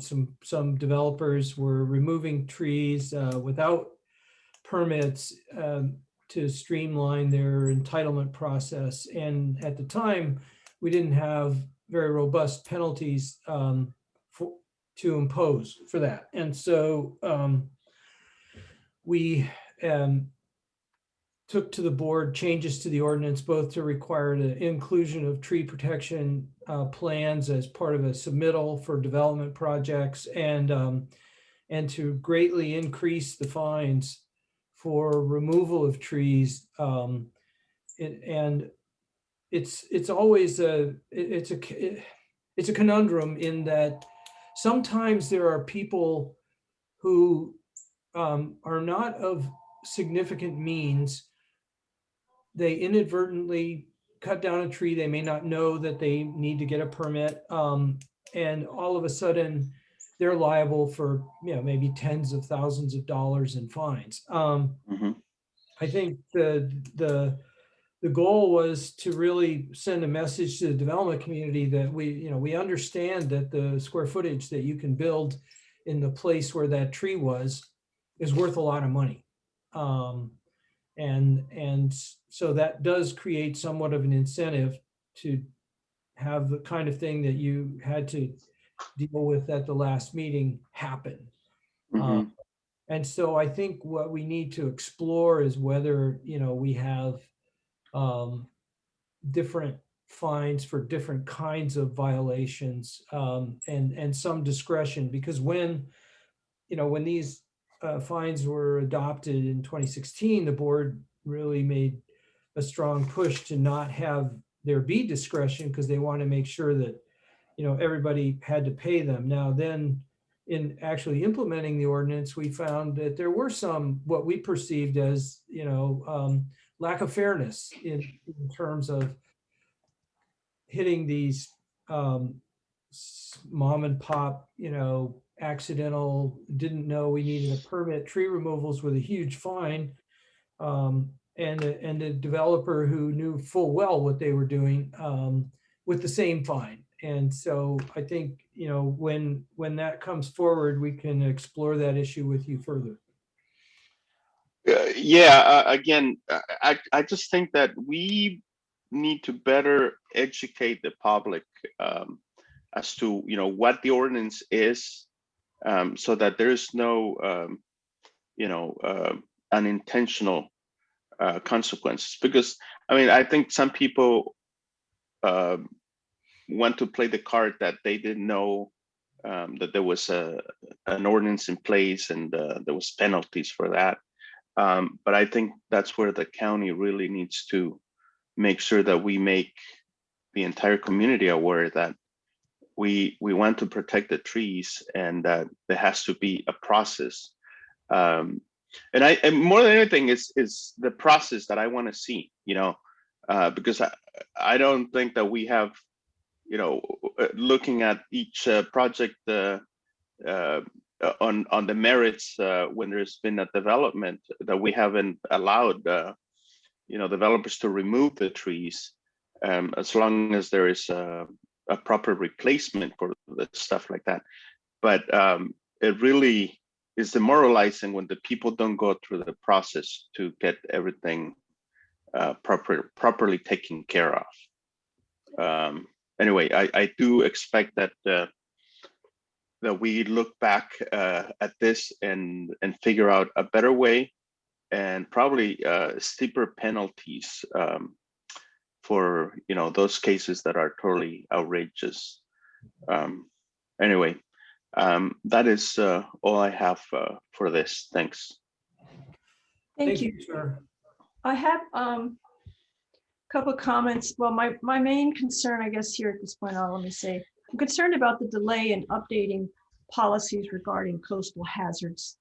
I know all the issues about resources and reasons for having to delay long-range planning, but this is a concern. So Half Moon Bay has completed their LCP update with a minimum lifespan for projects of 100 years per Coastal Commission sea level rise guidance. And county current planning is processing and approving new mid-coast development based on an out-of-date 50-year lifespan minimum. Delaying the update means more development approved in harm's way and diminished options for managed retreat, such as in Miramar. And I see there are 2 new houses are proposed on Ocean Boulevard and Seal Cove, which is same kind of thing. The only thing between them and the cliff is the road. Will the county feel obligated to protect that road too? That's my question.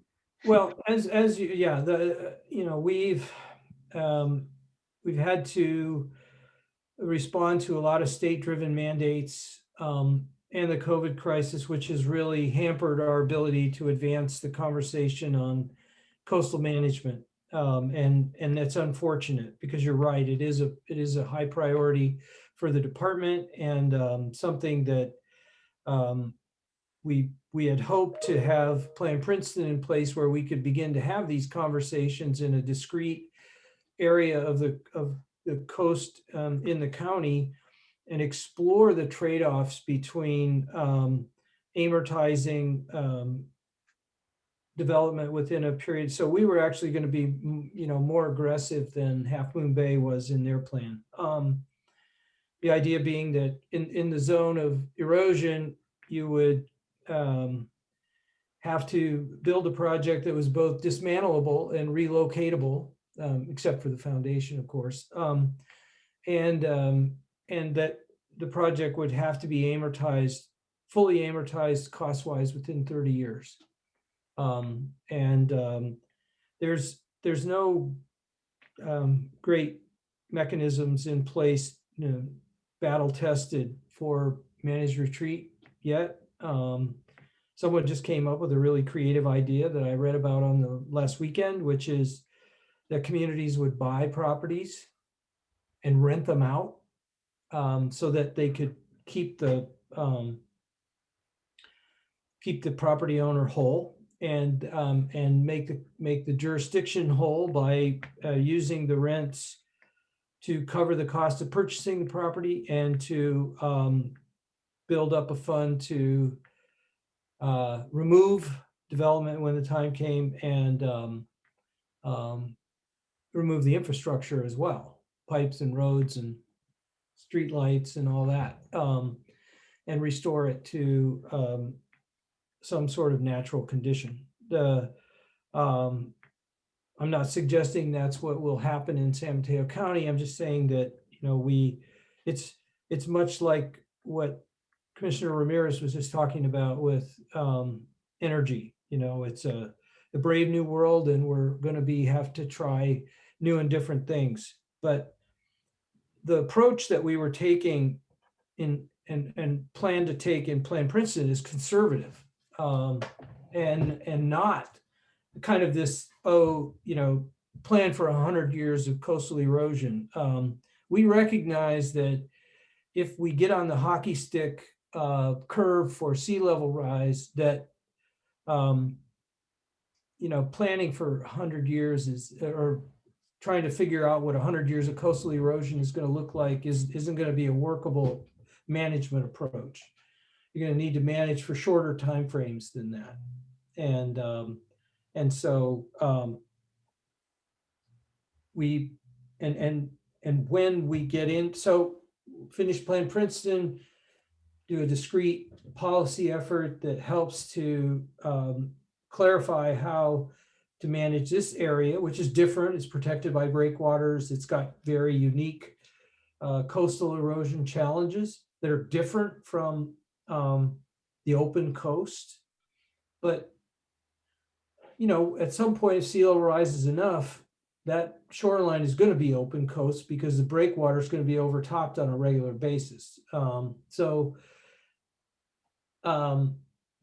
which is part of the reason why we're proposing a more conservative approach in that area. But you really need, I believe, based on I've been working on resilience planning for 15 years. And before I came to the county, that's what I did.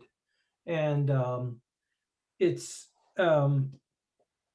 still an uncertain, arena with no good guidance from the Coastal Commission or others on how to do managed retreat in a way that works for local government. And until those mechanisms are in place, tested, and it's going to be a guessing game. And if you look at what happened in Pacifica, I think it demonstrates how strongly people feel about this. So Pacifica prepared an LCP amendment that had widespread call for managed retreat in different areas of their community. The next city council election saw 3 city council members voted off the council for that. So it's a hot button issue, and there's going to need to be a lot of community education. And I think, simple, understandable mechanisms that people will believe in for advancing that kind of policy. But I applaud Half Moon Bay for extending their policy to 100 years. I think that's, I think more is needed. That's a blunt tool. And if I could add, I think we have broad policies within our LCP and general plan that supplement the 50-year lifespan that you'll find in the zoning. So while we look at 50-year as a marker and a guideline, I don't think that this commission is necessarily limited to that 50-year guideline in terms of achieving consistency with the broader policies of protection of life and safety. So, you know, while we need to move forward with these policy and regulation updates, in the meantime, I believe we have the tools to address these case-specific issues as they come up, and we will do so to the best of our ability. It is frustrating not to, that the community is not able to start this conversation. And then as each individual project comes to us, such as Arbor Lane, or it's like, even when they have to be appealed, and it's just, and even then it's the Coastal Commission refers to the 50-year thing that's in our LCP, and working with that. The Medio Bridge replacement, there was no opportunity to discuss alternatives. The study was done, it never saw the public, it never saw it. Only found out about it when the bridge was closed. So, you know, at some point, the opportunities for managed retreat are gone, and then it's just unmanaged retreat. I don't know, I wanted to bring up that concern. I mean, just in general, when staff and the community members get involved in long-term plannings and put a lot of time into it, like when Plan Princeton started off 2014, 2015, and all that momentum built, a popular project, working on it, great strides made, and then shut down 5 years ago. And I mean, that's even longer than Connect the Coast side, you know, and people come and go, and it's like all the momentum is lost. And projects have been being approved, perhaps at zoning hearing officer, but, you know, for new development on parcels that are planned in the Princeton preferred plan, are planned to have their zoning changed, and yet these projects are brought forward according to the existing zoning, so they're just set up to be grandfathered, because, you know, it's going to and this one by one, and this is the time allotment. The priority is, of course, to process these individual applications in a timely way, and then, you know, if you know what long range planning was in the works that has not been finalized, and you see that these opportunities are just gone. I'm just saying it is a frustration, particularly now that I'm on the Planning Commission and asked to decide on these things. You know, so it's not really a question, it's a lament. At this point, I'd like to check and see if there's any members of the public who wish to speak. Janet, could you take this? Sure, no problem. We're now opening public comment. If your hand is raised, your name will be called for this item. I will lower your hand after you speak, and those joining by telephone can press *9 to raise or unraise your hand. I do see 2 hands raised at the moment. Let me go ahead, 3. Let me go ahead and start the timer, and we'll call on our first speaker, which is Carrie Burke. Carrie, please accept this invitation, unmute your mic, and begin speaking. Thank you, Janice, and good morning to the commissioners and staff. Thank you for this comprehensive long-range planning item. I really appreciate it, and the cogent comments from all the commissioners. And I do share the wish that we could have the PowerPoint ahead of time, because I actually like to take notes in the margins on items that appeal to me, but it's just an amazing effort by a lot of talented people, including the commissioners, the staff, and the public, that really tries to move us forward. So while it's ambitious and it takes time, you know, we just have to keep at it, and you know, just really appreciate the efforts. And finally, just want to send Joe my good wishes, and I hope that, you know, I know he'll make great use of his time coming forward, and, you know, just everybody stay safe out there. Thank you. Thank you very much. Thank you very much, Carrie. I'll next call on Lenny Roberts, followed by Fran Pollard. Lenny Roberts, please accept this invitation, unmute your mic and begin speaking.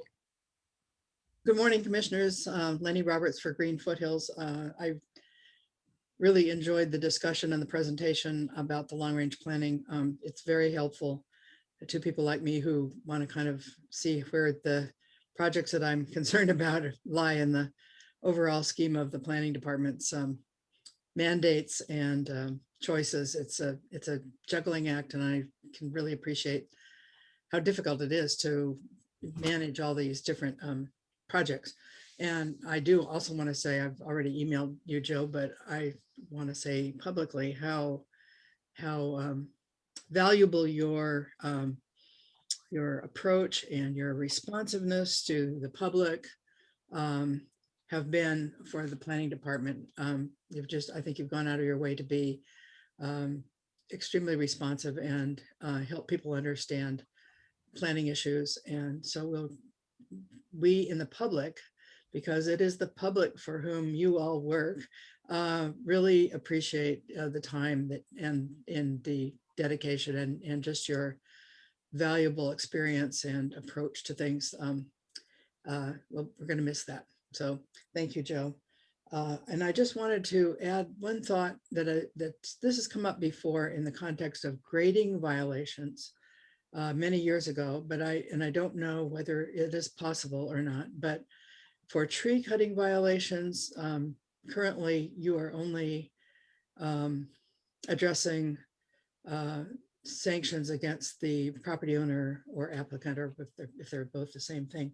But is it possible to also sanction the contractor who has done it? Normally people don't do their own tree cutting.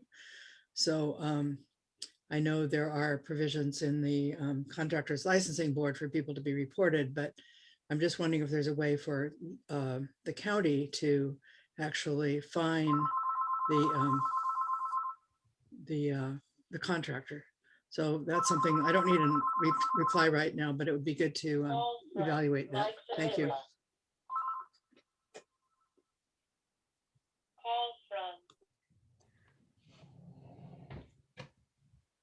Hi, Ms. Roberts. Thank you. Okay, let's see. We'll next call on Fran Pollard. Fran, please accept this invitation, unmute your microphone and begin speaking. Hi, I'm Fran Pollard from El Granata, and I'm part of the Granata Community Services District Park Committee and have been active leader in this community for going on. This is my 50th year, 50, and I've worked on and off with the county planners for all these years. I think the most urgent thing right now, more than sea level rise, is fire danger. And here in El Granata, we're surrounded by eucalyptus. The entire community is surrounded by eucalyptus forests. And we need to be able, that needs to be pushed up as a #1 project, I think, that the county needs to do. I think planning department should coordinate now with Public Works and the Parks Department, County Parks Department, with the fuel reduction that we've been talking about. This has been an ongoing discussion with the Mid-Coast Community Council for the past few months. And I think it's so urgent. Something has to be done this spring before the fire season. And this is the driest year I think we've ever had. It's getting drier and drier every year. We've had very little rain here in El Granata. The rain storms seem to skip our town. It could be raining in Montera and Half Moon Bay and no rain here. So we're really dry.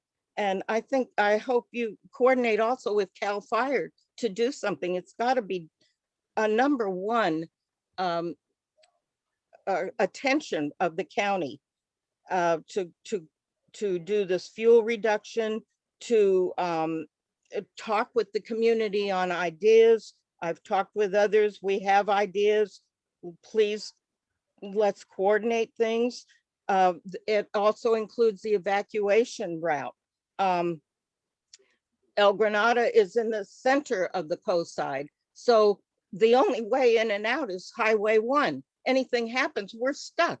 There's no way to get out of here.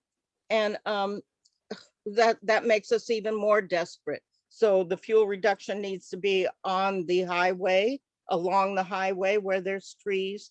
And we have the opposite problem, I think. Instead of saving trees, protecting, you need to reduce the fees or discontinue fees for residents who want to cut their trees down. It makes it just way too expensive to be able to cut a tree down. Especially the eucalyptus, if there's any eucalyptus on their property, or big pine trees that are bushes, all that kind of stuff needs to be cleared from people's property.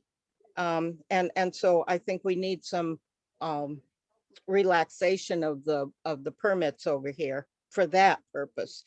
As I said, we're surrounded by eucalyptus. It's the most dangerous area. And El Granata is the most densely populated community on the coast side. So it makes us even more vulnerable than everyone else. And I think I saw somewhere where the amount of money being designated for El Granata is less than maybe Kings Mountain or some other area, but they're sparsely populated, so they have an easier way of getting out. We don't. So we're so densely populated, we need that help and the extra money and the focus. El Granata, I think, because of the dense population and the density of trees, we need the most money and the most attention. It should be the #1 on the list for county attention. So I think I covered most of the points I wanted to make. I hope you can coordinate with all the other departments and get something done this spring. It's really important. I'm scared to death if a fire ever happened here, where the whole town will go under. And I don't think you want to see another community destroyed. So please, please, let's do something. Thank you. Thank you, Ms. Pollard. That was our last public comment, and I have not received any written comment. Thank you, Janet. So I will close public comment on this item. And coming back to the commission, I just, Mr. Leclerc, Joe, thank you. It's been wonderful working with you, and I particularly enjoyed being part of your steering committee for the tree ordinance update. It was just great. Thanks. And do other commissioners have any other comments? I would like to thank Joe and wish him a very, very happy retirement. I did that a few years ago, and it was a very happy moment, though you feel somehow lost, even though you may have made plans, but enjoy it. And thank you. Thank you. When I came on the commission, he helped me a lot. You helped me a lot in understanding the processes, and I thank you for that. All the best to you. Anyone else? Staff have any further comments? Well, I just want to reiterate my thanks to the commission for allowing me to serve you and for your good wishes in my retirement. I promise you I'll have a good time. Thank you, Joe. All right, moving on to the director's portion of the meeting. Yes, thank you, Chair Ketchum. I don't have any correspondence to report to you today, nor am I recommending a study session for our next meeting. We do have at least one permit on the agenda for the April 14th meeting. And I think the commission will be glad to hear that it is a coastal permit to remove 31 eucalyptus trees in El Granata. So I think that's partly responsive to some of the comments we just received. And I wanted to let the commissioners know that we are committed to working with both our public and private partners in addressing wildfire risks. That certainly is a priority for us. So in terms of the director's report, I wanted to take this opportunity to wish Joe a fond farewell and to share in expressing my appreciation for all the great work that he's done for the department. Certainly going to be big shoes to fill. The good news is that we have opened up an internal recruitment and have some very strong candidates, and that we should be able to appoint someone to that position prior to Joe's departure. And I think you'll find that his replacement will bring the same quality and professionalism to the work. And we're going to do our best to tap into Joe as a resource when he'll let us, but we promise not to interfere with your enjoyment, Joe. So thank you for all you've done. Really, really meaningful and important work. So, and it's your leadership and friendship has been extremely valuable to the department and to all of us who have gotten to know you. So we'll miss you and we hope you stay in touch. The other thing, just reflecting on Joe's presentation today, I think it's important to recognize what we've been able to accomplish with such limited resources. Joe, in addition to being a manager of the long range planning program, actually does a lot of the work himself. He's got great assistance from Will Gibson, who's taken the lead on most of our housing element work. And having Katie join us and Chanda join us has really helped build the team, but it's a small team, a small and mighty team. And I think, recognizing some of the concerns and frustrations the commission has expressed regarding our ability to move forward with some of these important initiatives. I think our ability to succeed in that regard is going to be dependent on our ability to secure additional resources. So I think that's going to be an important component of our discussion moving forward, is to really right size the department when it comes to the long range planning division, because asking Joe and 3 planners to do it is really tough. And we've been very lucky to get the assistance of our current planners, but as Joe mentioned, the permit volumes and the need to provide timely service on permit has really interfered with our ability to get some of these important projects done. So we will certainly be digging into that as we move forward in the year. Just some announcements I wanted to share with you. Joe mentioned the Coastal Commission has approved the Cypress Point Local Coastal Program Amendment. That just happened last Friday. And it was a great hearing in that the staff had recommended approval of our amendment without any modifications, which is unusual in my experience in terms of trying to get amendments through the commission. Usually they'll ask for at least 1 or 2 changes, but to have no changes, that was a very good sign of support. And the commissioners themselves, unanimous support for the project. And so feel like that was a very successful effort. Now we'll be moving on in processing the permits for that project. So it'll be coming back to you in the near future. I think I mentioned to you previously, the Coastal Commission had also approved the Local Coastal Program Amendment that was processed on behalf of Peninsula Open Space Trust and the Mid-Peninsula Open Space District. This was to formalize the Coastal Act exemption for subdivisions that are intended to enhance public access and recreation opportunities. Unfortunately, there's been a lawsuit filed by the Farm Bureau against the Coastal Commission for approving that LCP amendment. As you may recall, the Farm Bureau had concerns about the impact of that amendment on agriculture. And so we'll keep you posted on how that legal challenge plays out.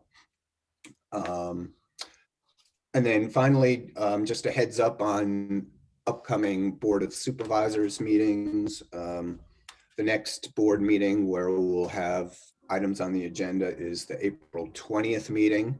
And the items that are preliminarily scheduled for that meeting include modifications to the Big Wave Development Agreement,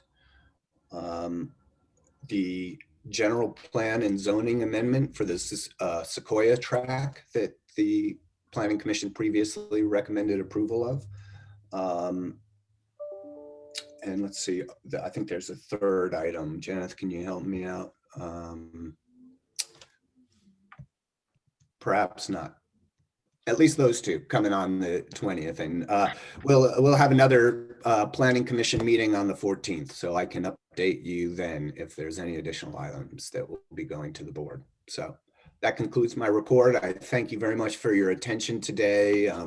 It's really great to hear what we've got planned for the upcoming year. And once again, a fond farewell to Joe.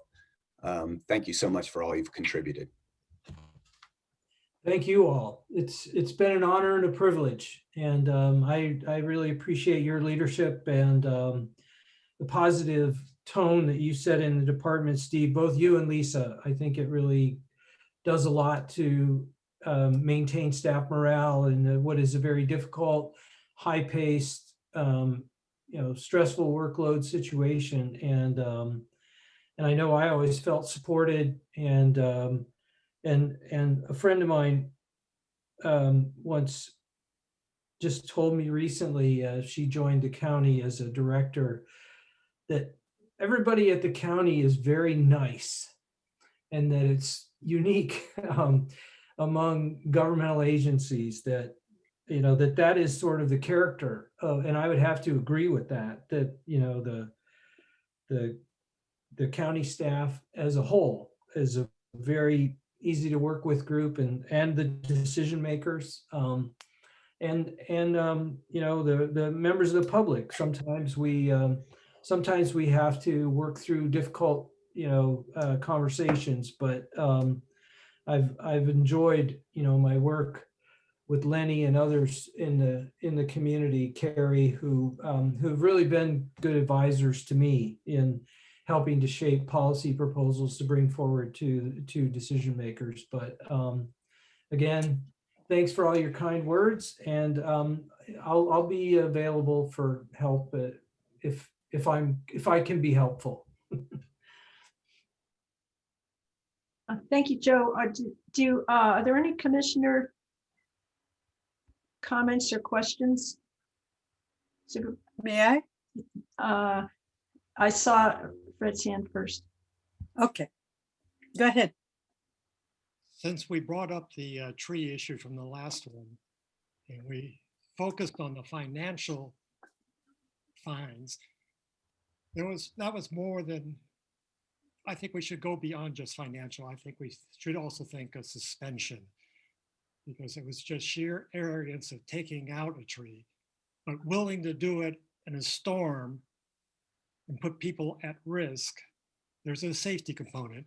And I think we should have an ability to temporarily suspend the ability to do work if greed is their motivation. There's difference between making a mistake, but there's another thing being egregious about it. And I think, I think you lose the ability to work in our neighborhood if you're going to put people's lives at risk. So I just wanted to mention that. I'm going to second that. Commissioner Hanson. Last week it was really tough. I mean, the only reason that I went forward with it was because basically we were presented with the fact that, that was the maximum penalties that could be imposed at the time.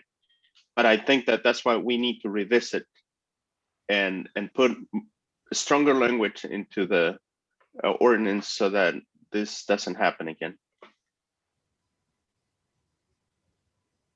Oh, That's it. Commissioner Gupta. My first question really is not related with this. our Form 700s are coming up for renewal. I think that date is sometime soon. Yeah, so I was gonna update you, but there's an extension that just happened where it's not due until July. Normally it's okay. April 1st, but I just received an email that they extended the deadline. So I'll be sending more information over to you. Okay. And do we need to send you a copy? No, you don't. If you just do it electronically, let's just keep it for your own. That should be sufficient. Okay. Okay. Thank you. Mhm. And my second question is for Steve. Did last meeting's project come up? Did we get any appeal on that? Yes, an appeal has been filed of the Okay. after the fact approval of the tree permit. So, Okay.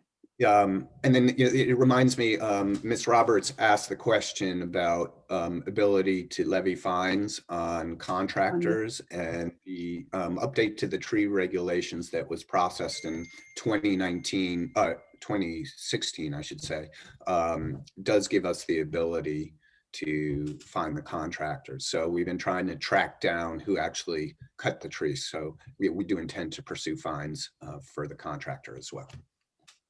Okay. So is there like, does county ever blacklist any contractors? No, and I don't know if Mr. Fox would want to say anything about that. Generally speaking, we try and stay objective. We don't recommend certain contractors, and we don't not recommend certain ones. So, Tim, do you have anything to add? Yeah, there currently isn't any process for the county to approve or disapprove a proposed contractor for work that's performed. We issue permits for work to be performed, and those go to the landowner, and the landowner is responsible for obtaining the work. And the concern, I think, would be that if we have enforcement authority against contractors, that it might actually give an incentive for certain surreptitious tree removals to occur in an even more unsafe manner than they're currently being performed. So we have to be really cautious about what incentives we put in place because we don't want to create an underground economy of the people with chainsaws who will act in a very unsafe way because they're judgment proof or outside the reach of the county's regulatory authority. So we're looking at the issue, and we're hopefully we'll have some recommendations about how best to create the right incentives for people to follow the law as opposed to break it. But it's always very difficult. And we have an entire courthouse that exists because even our most extreme consequences that we impose for certain behaviors still result in people breaking the law. Incentives are only incentives. They are not guarantees. And we can only respond when the rules are broken in the way that we do. We'll never get to the point where there's 100% compliance. So I understand that county will not have even a list of, so to say, approved contractors. That there's no qualification like those that is done. I don't know whether county is the right body for that or not. We can look into it. I don't know what form it would take. It's essentially a form of economic regulation for us to say that a homeowner can't contract with a particular contractor, and we may not really have statutory authority to do that. We don't even necessarily have the right to insist that, say, plans be drawn by qualified architects or landscape architects. So going further and saying that all the work has to be performed by a licensed contractor and that it be somebody on this list would be further than the county has ever gone. And it's something we can look into, but it may be that it's not possible for us to get there. Okay. Thank you, Tim. No more questions. Hi, I had to turn off my video because my computer said it was having a problem. So I hope you can hear me. I have a couple of things. The closing public, this is about our process during the meetings, the closing public comment on agenda items. Do my colleagues think we need to keep doing the motion and roll call? This is, I noticed that the Board of Supervisors does not do this unless the agenda item itself says open the public hearing and then close the public hearing. So since we can see that there's nobody left that wishes to speak, is it okay for the chair to just close the public hearing? I'm seeing one nodding head. Do we, I see another nodding head. I'll let Tim provide the legal answer. I think the appropriate way to go about it is for the chair to confirm that there's no objection to closing the public hearing. So the thing that happened was then with the remote meetings, Mr. Fox told us we had to do the roll call. So this sort of just expands the inconvenience when, you know, I mean, anybody here at the meeting can see the list. There's no hands raised and there's no, you know. So anyway, what have you got to say for us, Mr. Fox? Prior to COVID, I was a proponent under other parliamentary rules of a thing called unanimous consent, where the chair says, I ask your unanimous consent to do the following. And then if nobody says anything, generally that means there wouldn't have been any no votes to a motion if a motion had been formally made, and you can proceed. We generally tend to do that with purely procedural matters, and opening and closing a public hearing most of the time is a purely procedural matter. It's a requirement of the law that you accept public comment, and you're really just documenting that you did and that there is no further public comment. Mostly we're just mirroring the practice of the Board of Supervisors because it's familiar. They, by motion, open and close a public hearing for their items. And it's mostly to make sure that all the members of the body are on the same page, that if a person then stands up and says, I'd like to speak, that the answer is no, because the body has taken action to close the public hearing. But you're not required to operate with that level of formality if you don't want to. Were it not for the weird rule in the Brown Act that all teleconference motions be by roll call, which I think dates back to a time where a teleconference was literally on the telephone and you could not see whether or not a person was still in attendance, or maybe didn't hear them when they voted, or if someone said aye, you didn't know who it was, which is less of a concern in the modern era with video teleconferences.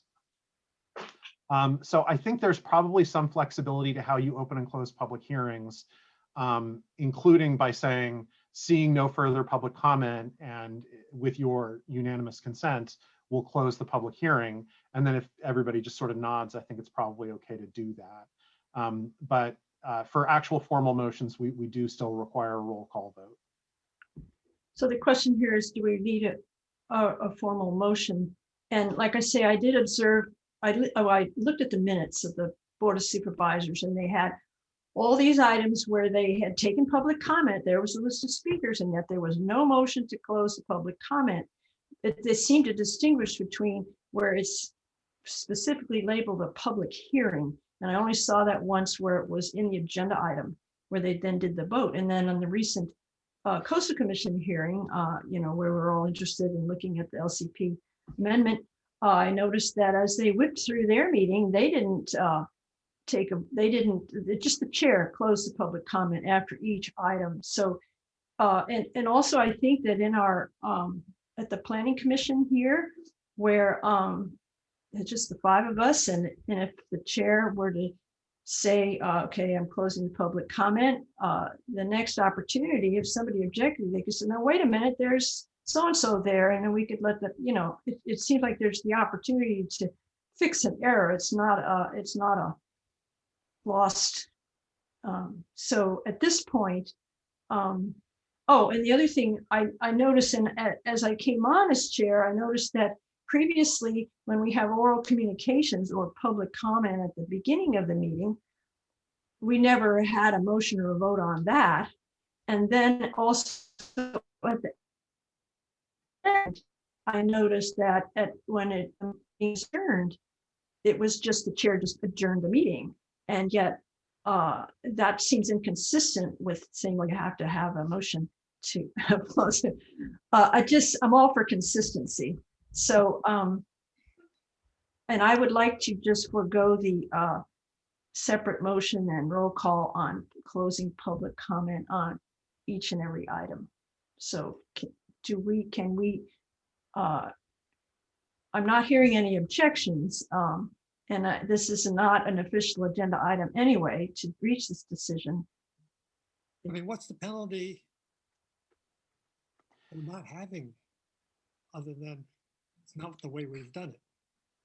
Well, I would say that the main purpose of being very clear that the public hearing has been closed is to prevent any undesirable interruptions from the public. And that used to be very important when we were in person. With Janeth able to mute everyone, that becomes less of a problem. And so I think what I'm hearing from Tim and from the desire of the commissioners is that when it comes to procedural motions like closing the public hearing or adjourning the meeting, that the chair simply stating with unanimous consent, I will do this. And as long as nobody expresses an objection, that will be adequate. Does that answer your question, Chair Ketchum? Yes, and I see Mr. Fox nodding his head. Okay, so instead of saying, so I need to insert, instead of saying I'm doing this, I need to say, if there's no objection, I'm doing this. All right, Sure. that's good. A distinction only a lawyer could love. I do want to point out that the most common modality for this to come up is when in the course, at least during COVID times, is when the commission has taken action to close the public hearing and is in the midst of a discussion about the merits of the project, and a hand goes up on Zoom. And Janeth and I are often faced with the question of, you know, when's an opportune time to alert the chair that a hand has gone up, because you don't always see it, you know, nor can you pay attention to that stuff. That's what staff is there for. So as long as there's sort of an understanding about what staff should do when a member of the public seems to want to interject, that you be alerted to it and be given the option to reopen comment, and then what to do about the fairness of giving a person a second bite at the apple if they've already spoken, because that's really the thing that happens maybe once every other meeting, that a person who's already spoken during the item believes that they've been invited to make a second comment because a comment by a commissioner addresses something they'd said or something like that. So they think that it's a dialogue again. So just some clarity for Janeth and I to know that you always want to be told a hand has gone up and you want to do something about it. And then a clear understanding about what our process should look like when you want to ask the rest of the commission, do you wish to reopen public comment, or are we done? Well, I think it's always good to provide the chair with whatever information you have. But in view of a couple of my mistakes or whatever, almost mistakes at the previous meeting, I'd be inclined to think, well, okay, so if I let somebody speak twice, then I have to let everybody speak twice, right? So I'm really not inclined to go there. And I'm seeing some more nods from my colleagues. Okay. And so I guess, yeah, that's sort of part B of this question. Do we want to have a strong, because staff always says, well, it's up to the chair, or it's up to the commissioners whether you want to let this person speak after you close the public comment or whatever it is. And so we've never had this discussion, how you feel about this, whether we want to be very strict or I suppose it's easier if you're in the room. There's only one member of the public there, you could make the exception.